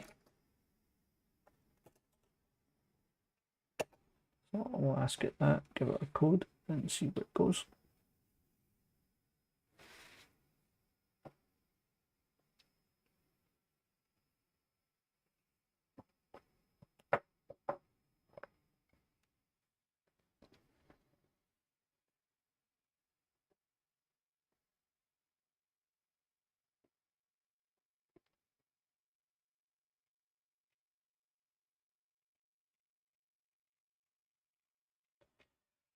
So that's try again.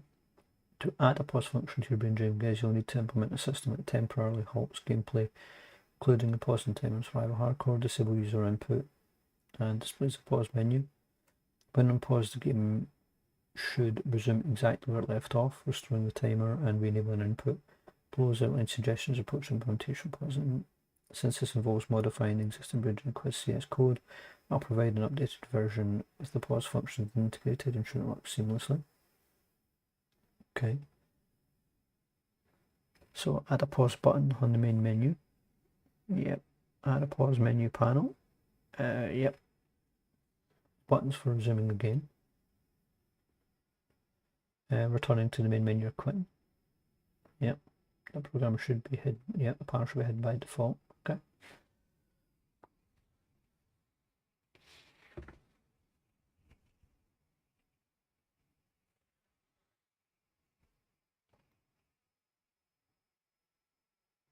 So add some pause logic. Introduce it as pause boolean to track the pause status.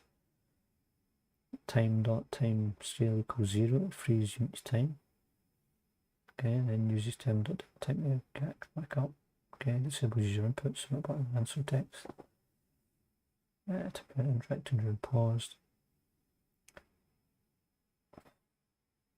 I'm pretty sure there's an easier way to do that, and that's just to blank out the game screen.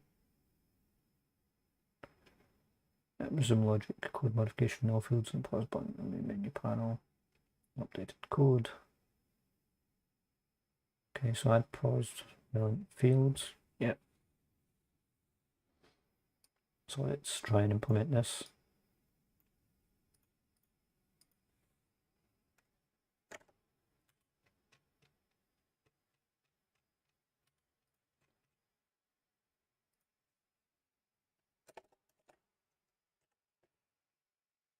Okay. Yep. Add the remaining timer.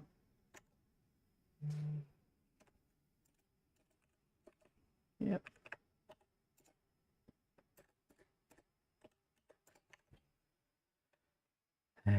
Is paused boolean? Yep.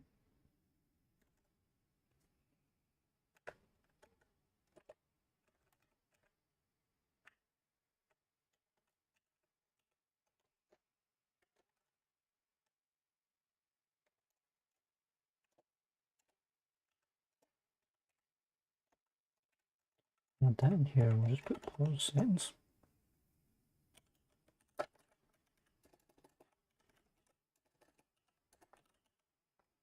Man, my typing's terrible today. Okay, so that's fine.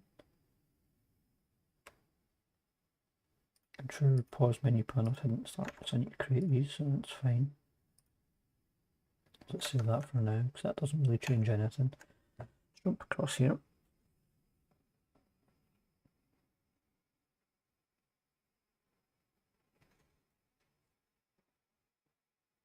I mean, where would pause actually fit?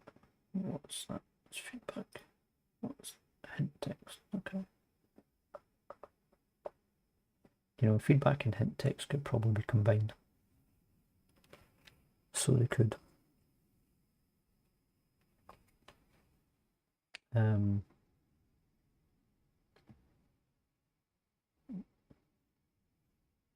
So I need a pause button in here. So I'm just going to duplicate. The quit button. Change its text.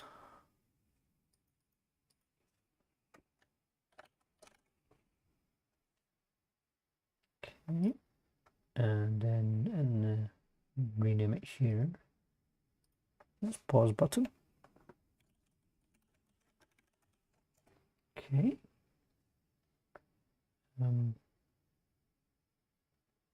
Yeah, I'll leave it at the bottom for the time being. Okay. So I'm going to duplicate this. I'm going to rename this one pause canvas.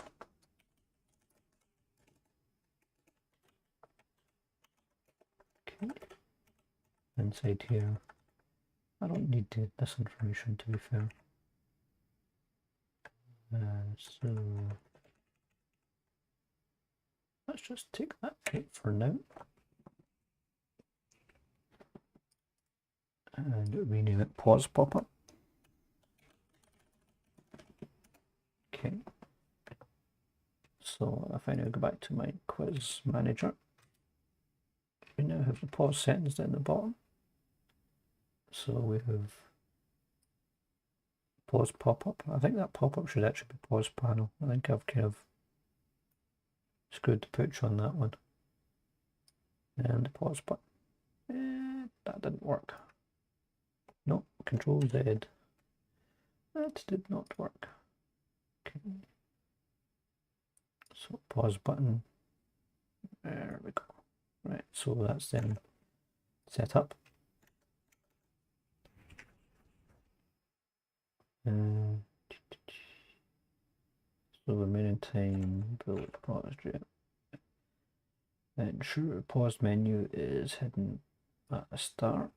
Yep, good one. So I'll need to drop into start somewhere.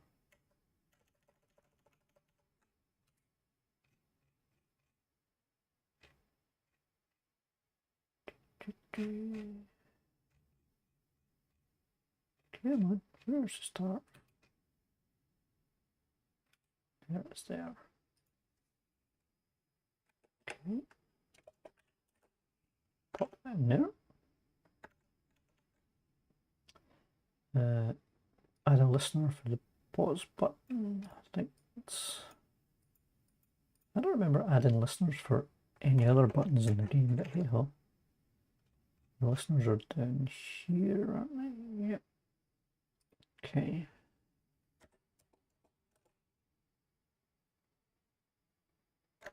There's no pause game. I'm going to copy this, but I'm going to modify it because I think that's taking it a bit to the extreme. So the pause menu shows a banner.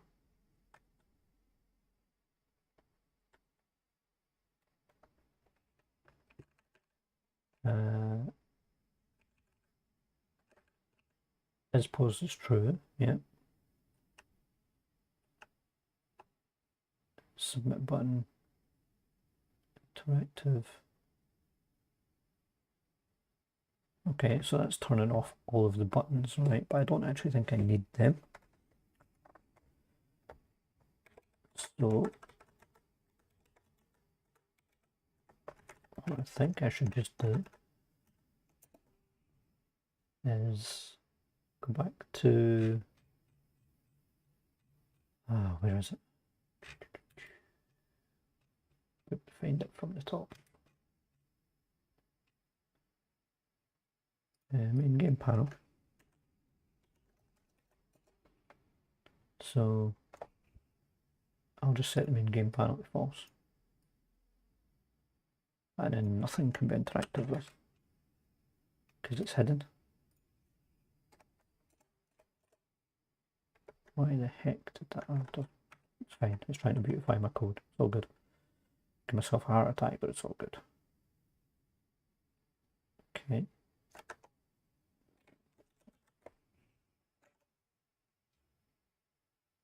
And the resume game.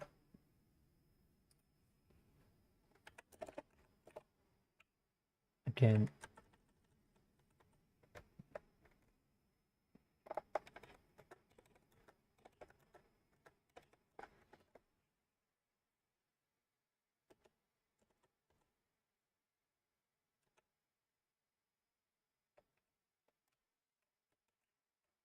so let's set survival timer back up and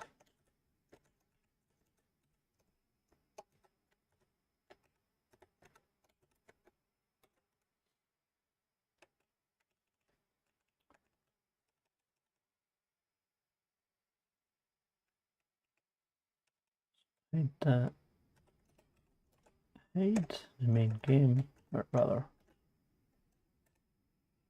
turn the main game on. if I can spell true correctly. Okay. Let's try this, see if I completely broke it. Saved cleanly. Okay. So survival timer needs modified.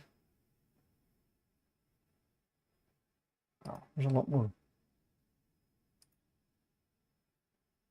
What did I just click there?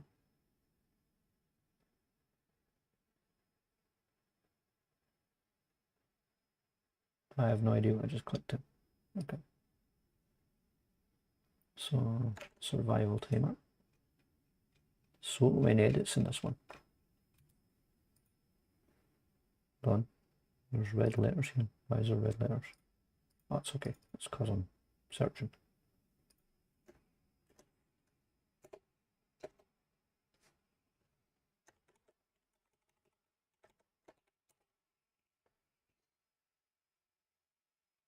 Okay.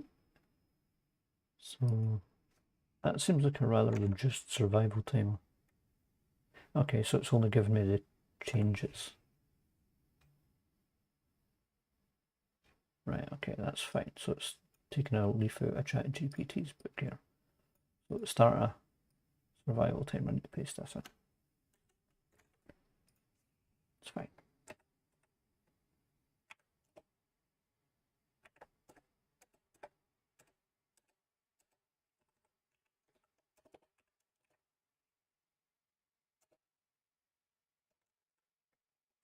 Okay. Load random question.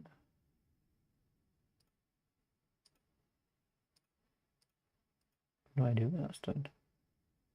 Be nice if you give me a tooltip.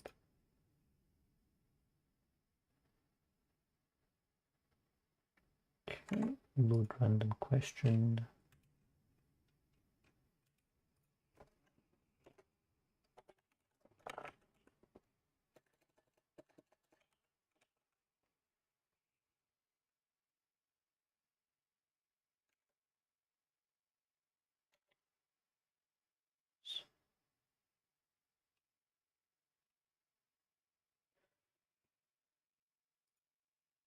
If it's survival.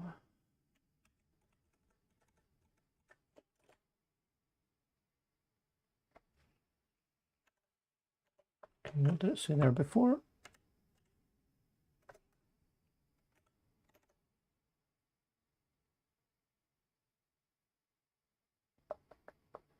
Okay, yeah, so it is that line I want to make change. Lots of changes to this. I don't like this. I don't like this. Prevent action while paused.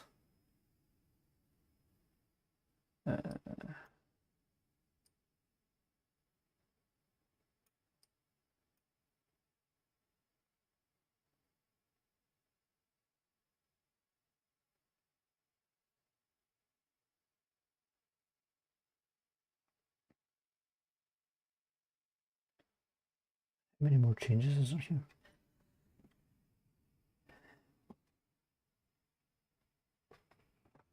I don't need to add them. Again, don't need to add them because it's disabled.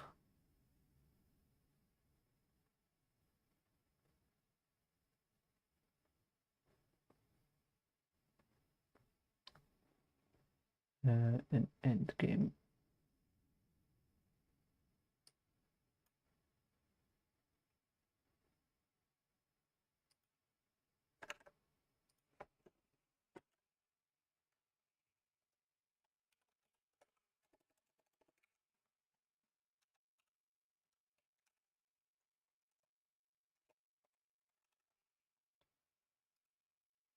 Oh, Jesus, they're quite big.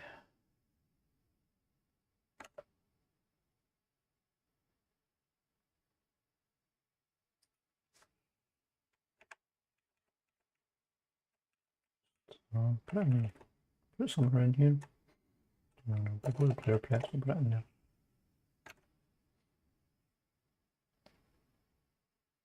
Quit to main menu.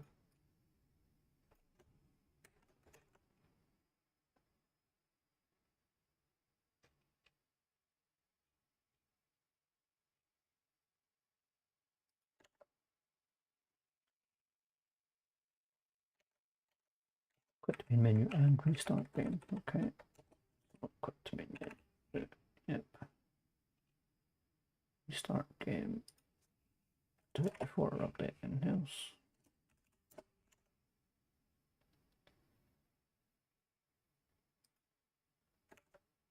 Okay, restart game, double check to update pause button.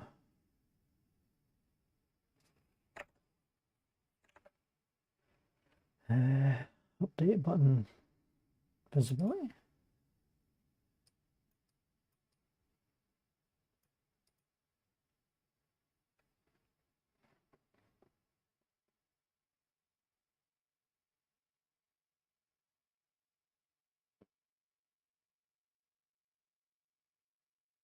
Not so sure about that. Don't need to worry about that.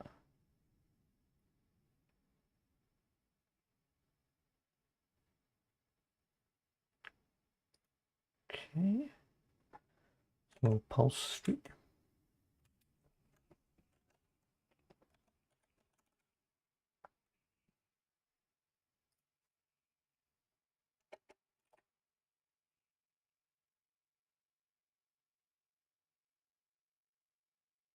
Unreachable code detected.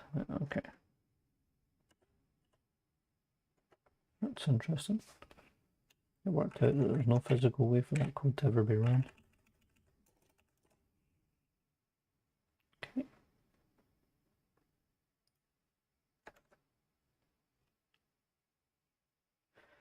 Add a button to your main game. Okay. Assign that pause button. Yeah. Pause menu. Yeah. Complete a background. Okay. Not done. Not done a background.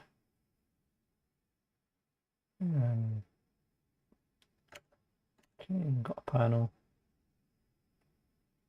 Buttons for resume, main menu, and quit.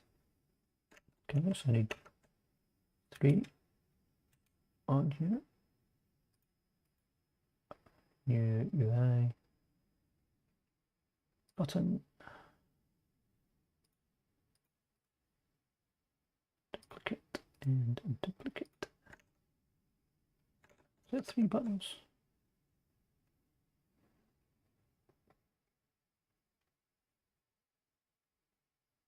Okay.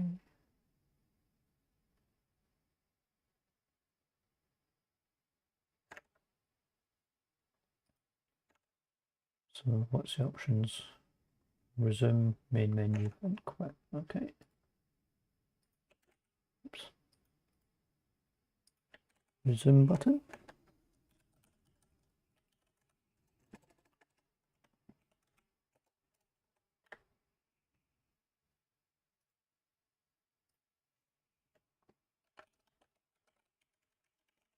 Menu button and quit button.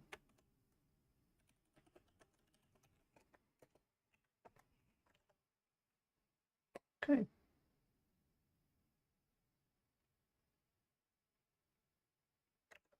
Right. So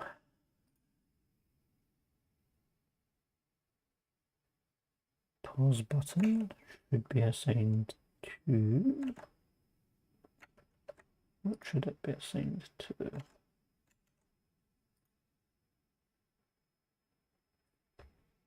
Test and suggestion. Yeah, might do that. Okay, but what am I pointing it to? Okay, so it's pause game. All right. Actually, no. Pause game's what? Yeah, it's pause game.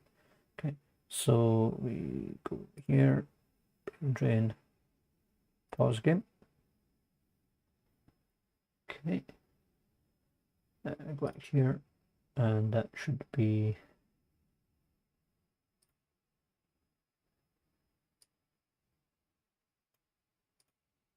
brain drain, resume game.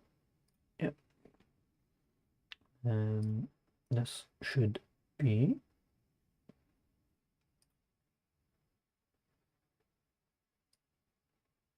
no. hate it when my mouse is playing up with that. Okay, this should be brain drain quiz, and it should be, which one's this? Main menu. Set, zoom, start. Click to main menu. And the quit button should be a bit excessive, to be fair, just to dump straight out, to be honest, but hey ho. Should be quick game. Oh, okay.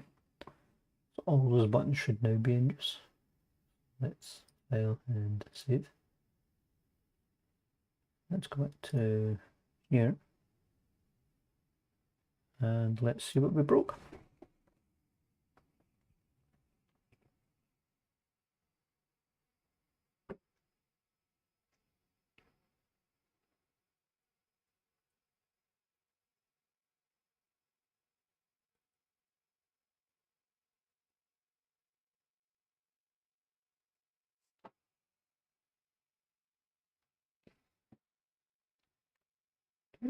Cache tokens, live stream. Yeah, I couldn't fit time in there as much as I wanted to. Definitely need to change that though. That has to be modified. Click pause. The pause button or buttons don't actually show correctly.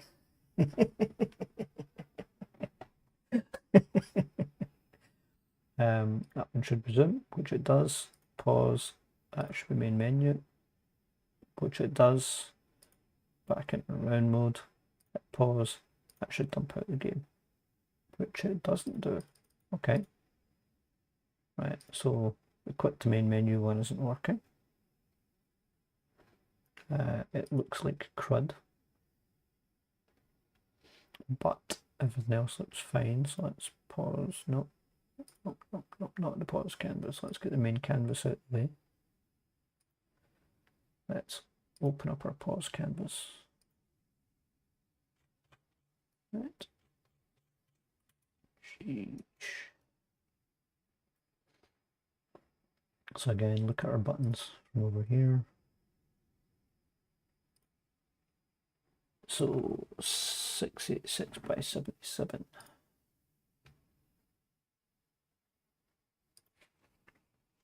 So I'll bring them on in 0 by 0. Okay. 686 by 77.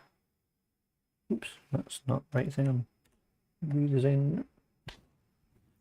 Okay, that's fine. 686 dash 77. Okay. 686.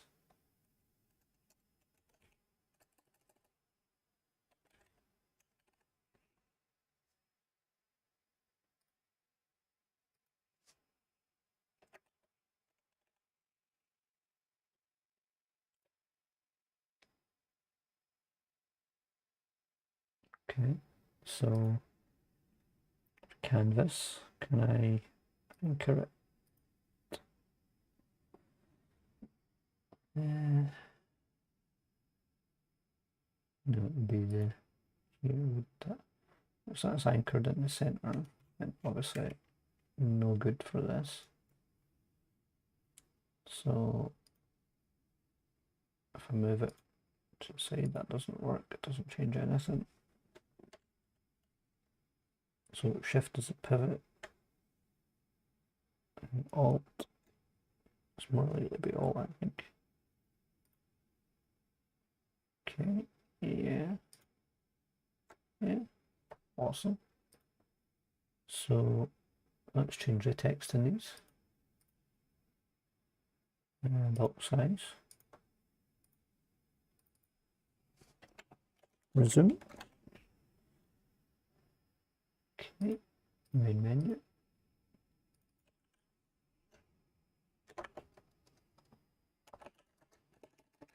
Might actually add a store in here as well.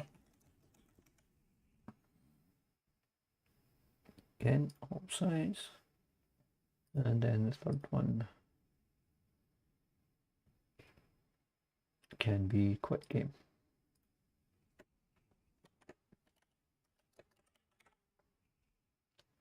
And again, auto size. Right. So awesome. UI seems to be all good there. I just need to find out what's up with this quit button.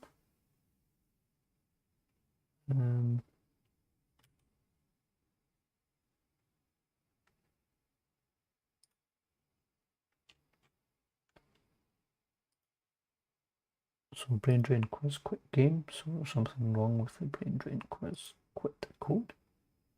Quit game code, I would expect. Because it didn't do anything. Okay, do Control F, QUIT. Okay, so literally just does application.quit, so there's no reason that shouldn't work.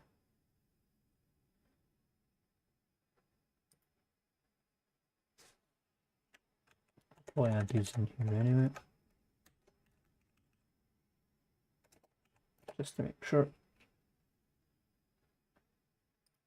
So application.quit should be fine. So there's no reason that shouldn't actually work. So now I've cleaned up the interface, let's try again.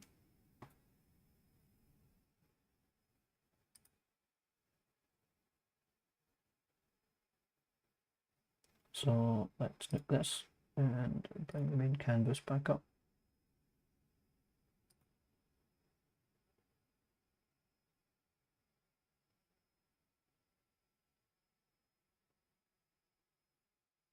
Oh, right one. Yeah, it must be. It's just looking awful squished again. Let's try this.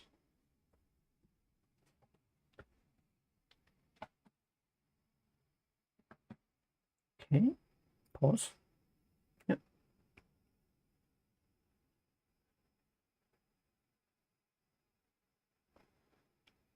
Zoom. Pause. Menu. Okay. Pause. Quit game. Right, so quit game is not working for some reason. Okay, so we know that was working. In fact, if we go back to, if I save this scene, in fact I can do it another way. I can click play here.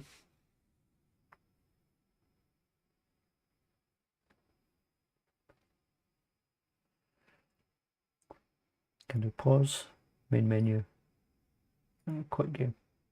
Right, so it works there. So why doesn't it work elsewhere?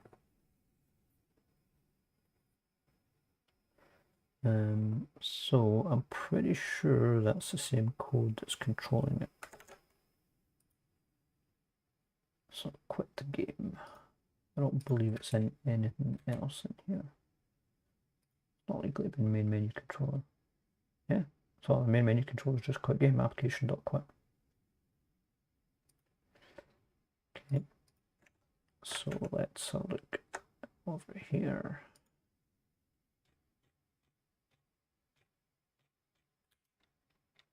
Can I search this? That'd be good. I suppose it's a web page, so I just can do Control F, can't I? Okay.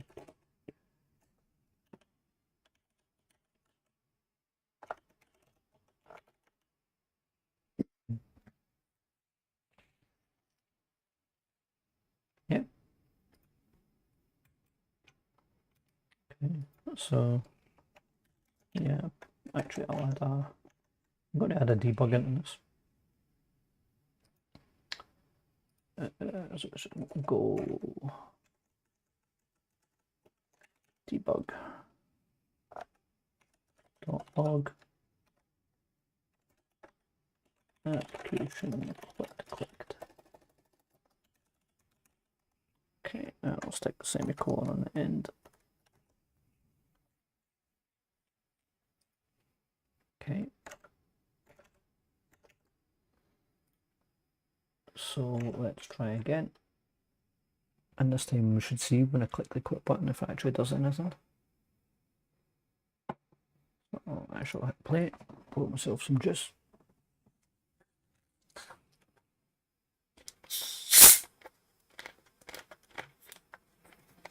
Okay. Pause. Quick game. So it went in there, but it didn't actually run anything. So it's actually hitting that. That's interesting. Okay, so why wouldn't application.quit work? Why wouldn't application.quit work?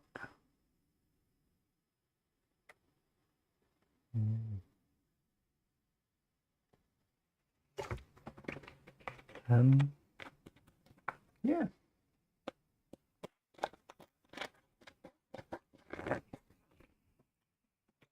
So let's ask our guru. Let's see what Mr. ChatGPT says. They quit button isn't working. It does not kill the application. I added a debug.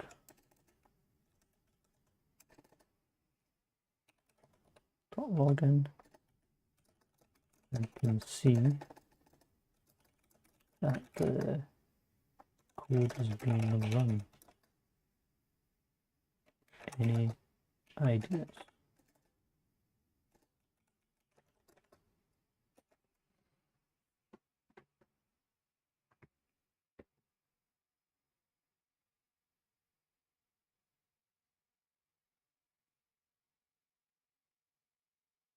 There's several possible reasons for view that depend on the context. Jane. Oh, God.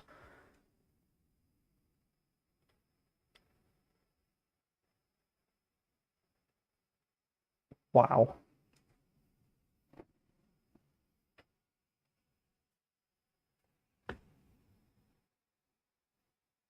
Holy crud.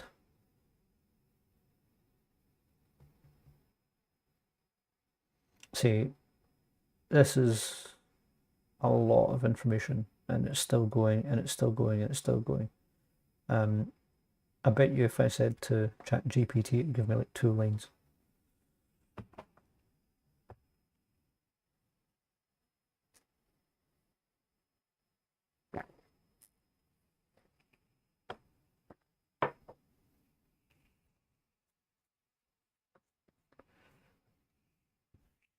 So it's interesting. I'm inside Windows, so it shouldn't make a difference. But I did not know about this iOS not allowing you to quit applications.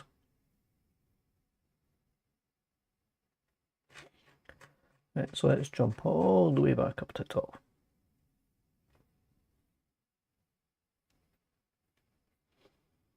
Okay, that's not working. It's not on mobile, it's not on web.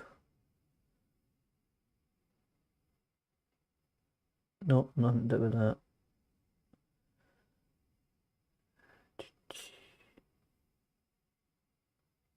I suppose technically I'm running as Android. Again, it works on other parts.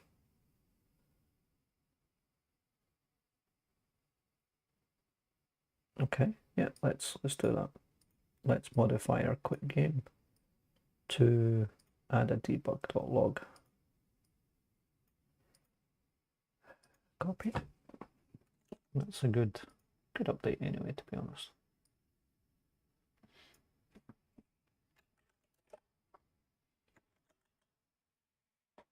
Okay. Let's try again. And I'll be ending the stream soon. It's nearly 1 AM here in Scotland.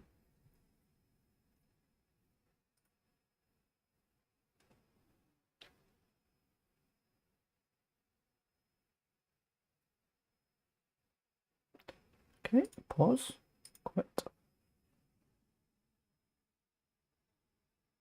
Okay. And pause that.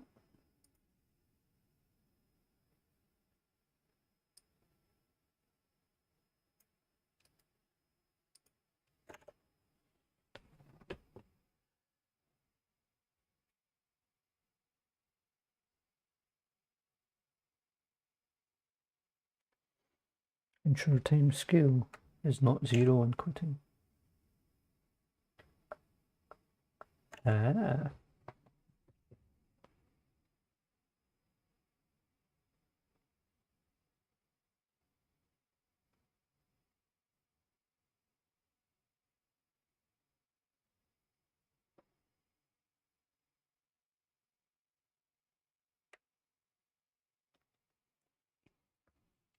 Okay. So back here.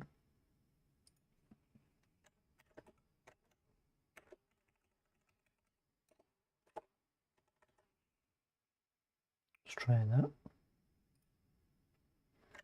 So my timescale should then be 1. So I'm thinking 0 is paused. It's paused because it's paused, it can't quit. Logically, maybe?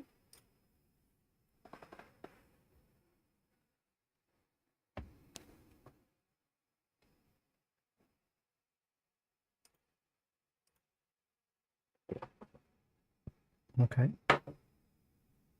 So timescale is now 1. Displaying is true.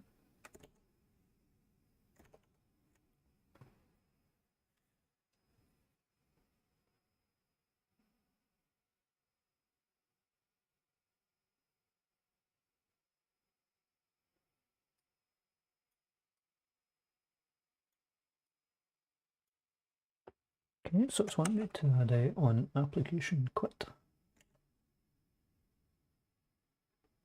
which we shall do.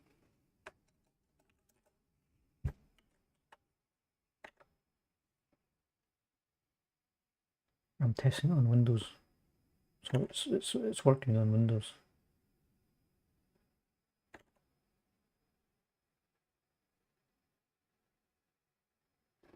Okay. Suggested fixes based on above. Here's a way to fix it. Change timescale.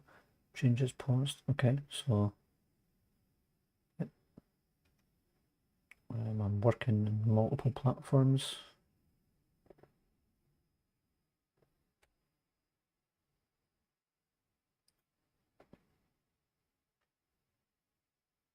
Okay.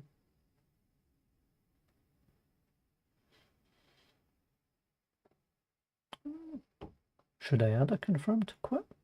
In fact, we'll try this one first if this works.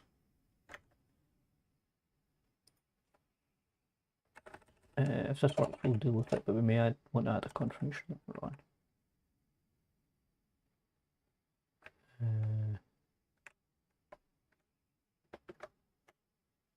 Okay, let's Control Z that. So it was a change to the quit game. That's fine.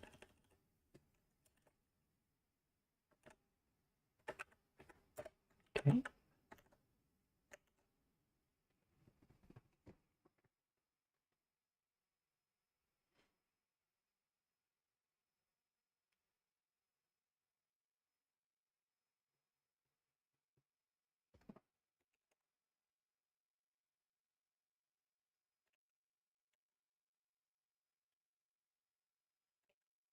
Back to the game, see if this works now.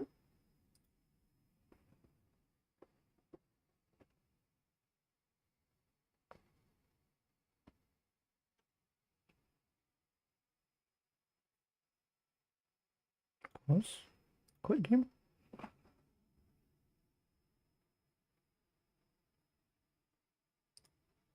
Okay. No, so that definitely didn't work. So call platform editor. That didn't work.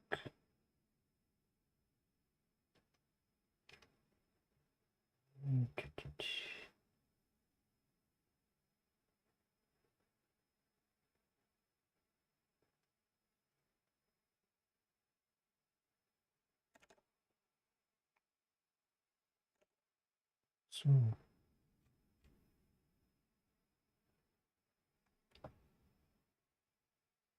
so updates code with recommended fix. Okay, additional suggestions.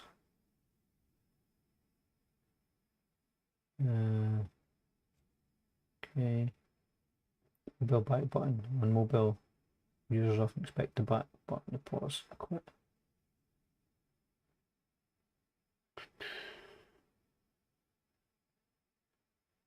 Maybe something to consider later on, but no, not at the moment.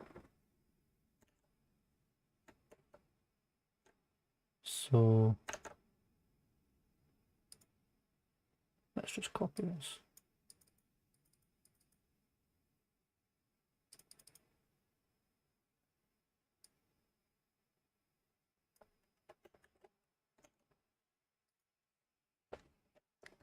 The debug log output is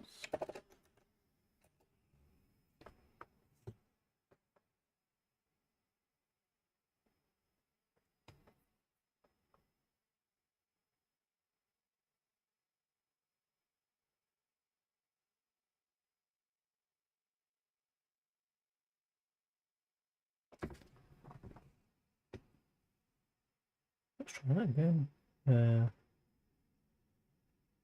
I've pushed the button to stop play mode, which might not be visually obvious, so it doesn't close the edit itself. Accessory equipment as well. I assume you expect the application to close in a build UG standalone Windows. Okay.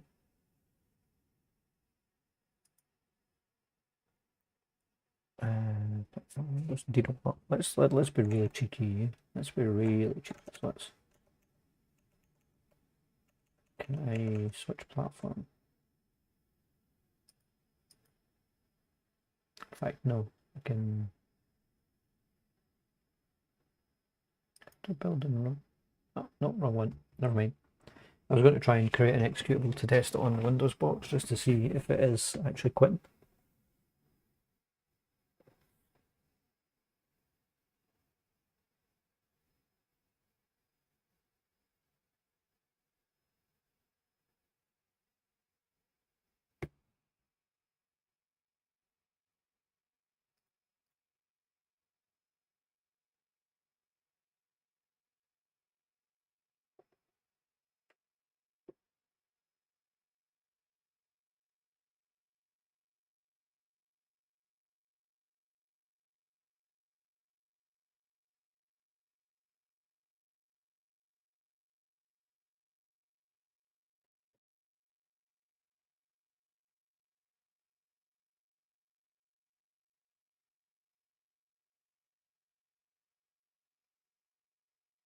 This could take its time.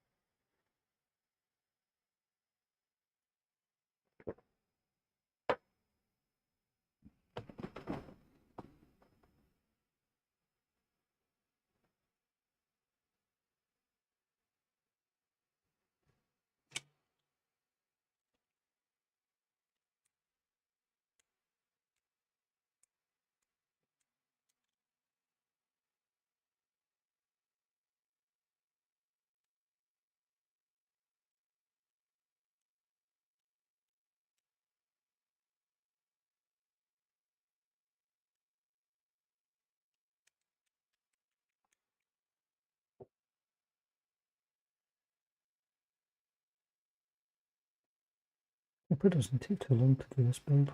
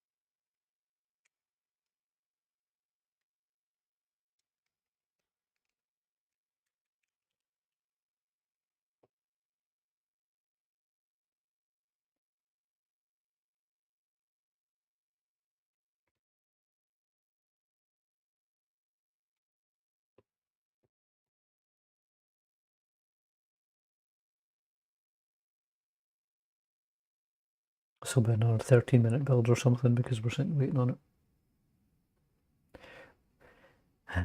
The joys. That's what I get for clicking on the wrong thing. Right, well, it's done that. I'll actually do something useful. I'll go back to our snagging list.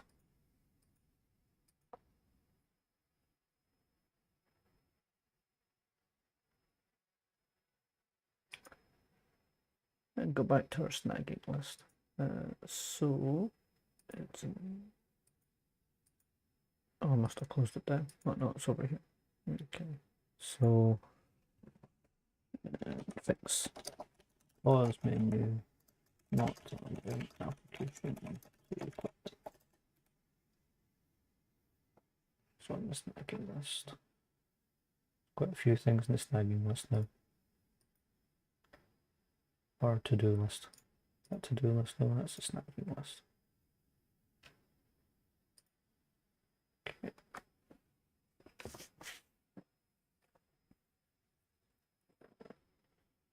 I don't think, other than the in-app store, in-app purchases in the store, I don't think there's anything else that needs added to the game at this point now. So I think we're probably there. And it's just a snagging list to tackle now. Oh, actually, my game has just kicked off on my device. Just switch it around. Round mode, yep. Pause menu, looks fine. Resume, works fine. Pause, main menu, works fine. Main menu shown an ad. Okay. Round mode, that's not good. So there's a bug there. Quit game. Okay, quit game's actually working on the device. Do you know what? I'll deal with that. That's fine. Don't know why it doesn't work in the editor, but it works in the device, so we shall do that. Right, nice and easy. Well, it seems to be very device specific.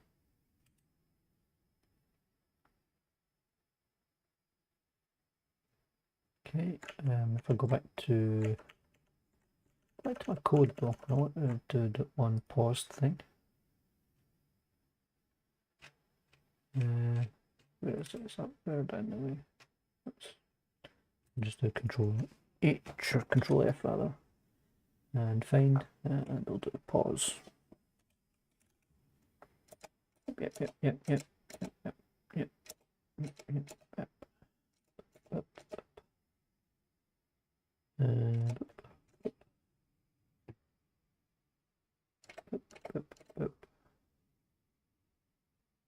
Okay, pause equals false. Okay.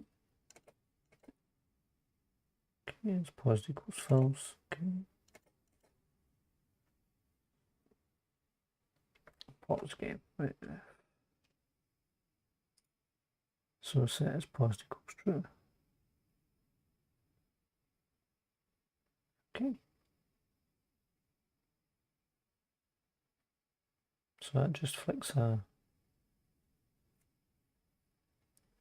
That doesn't really do anything.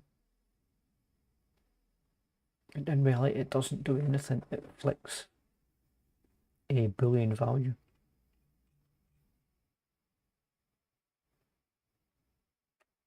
And it brings up the panel.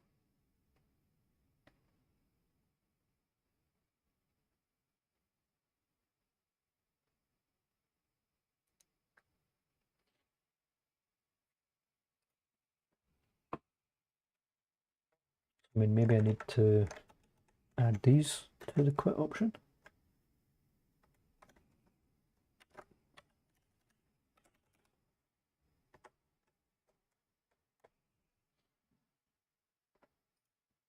Okay, it's already doing them now. Okay, so it's just a bug. Just a bug, right? So, let me run it again on the device before I end this stream. Now I want to check that bug regarding the advert popping up.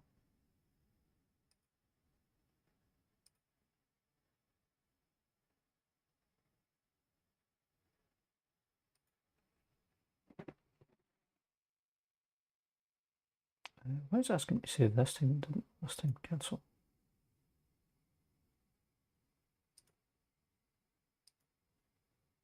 Build and run. It's a few minutes on this.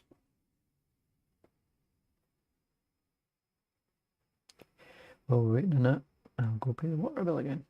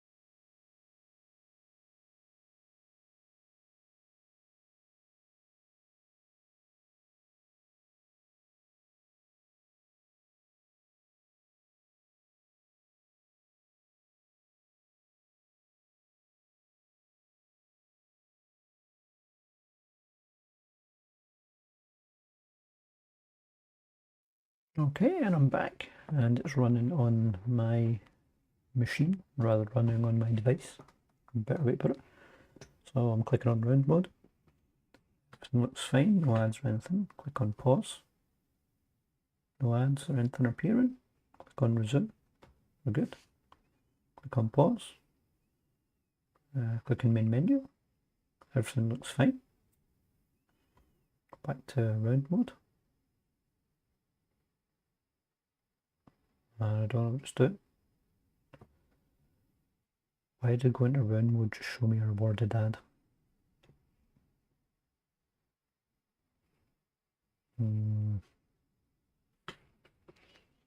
don't know what happened there.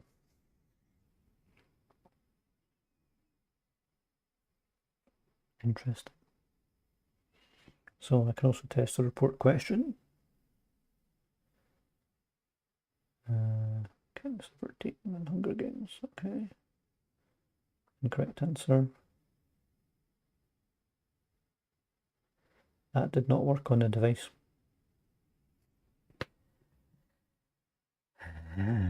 Okay. The plot thickens. No, no, no, no, no, no, no, no, no, no, no, no, no, no, no, no. I bet it did work on the device. I bet you. Let's go to our code. Okay. Control F and report.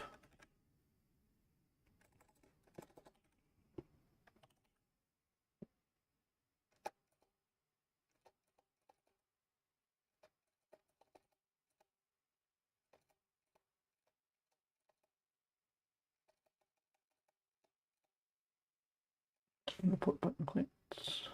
Menu. Yeah, okay. So I closed the application, but I've not fixed that yet. Fine, put it back in. That's my bad. Okay, resume. Okay, pause. I'm not seeing a banner ad when I do that. Main menu is fine. Round mode. It's fine. Pause. Quick game. Quick game works. Okay. So everything about this appears to be doing what I would expect it to do.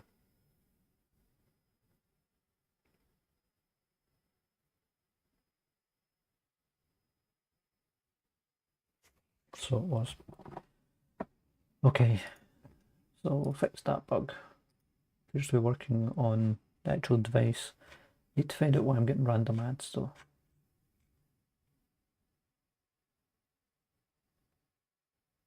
So resume game hides the banner. Pause game shows a banner if it's available.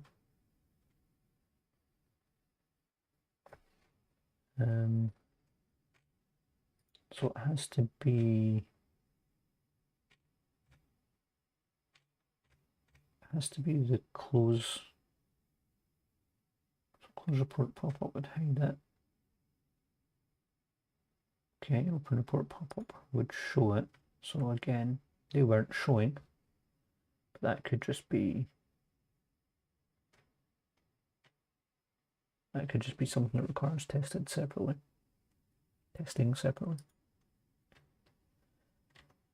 Where's our close game or exit game? That cache, reveal hint, reveal answer, save hint, update hint counter, player press, restart game. Okay, so restart game.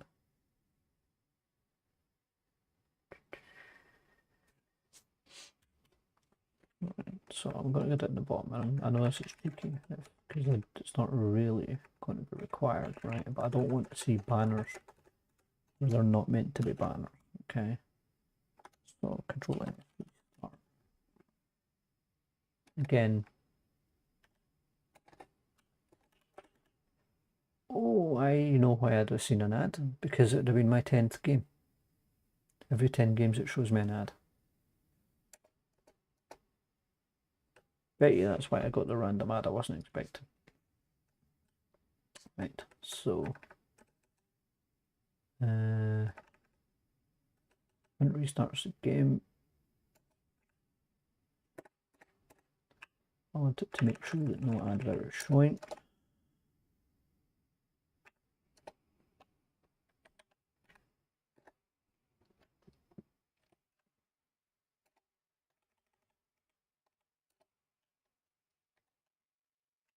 Okay.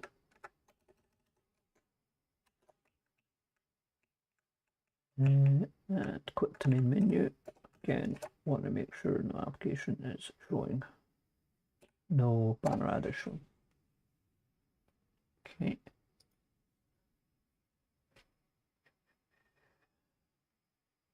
Right, so I've been streaming for about 2 hours and 40 minutes, maybe a bit longer because there was some setup time. I think I'm going to call that for now. So, look at this. What the heck is going on there? Wow. Okay, I definitely have to look at the logcat for that. Anyway, thank you for tuning in to episode 19.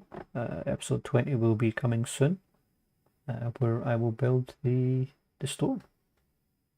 I reckon. I think that's the only major thing left for me to do. And then it's just tweaks and feedback. So with that in mind, thank you for your time. And I hope you've enjoyed today's stream and seeing how difficult it is when scripts are large and you know there's a problem but you can't work out why. For example, that quit option, you can see I'm using the same code to quit from a menu and it works perfectly, but it's not working from the pause menu. No idea, you know. So there's definitely some issues to work out, but it works. Excuse me. It works fine on the device. So with that in mind, I shall leave that here, and I hope to see you in the next one.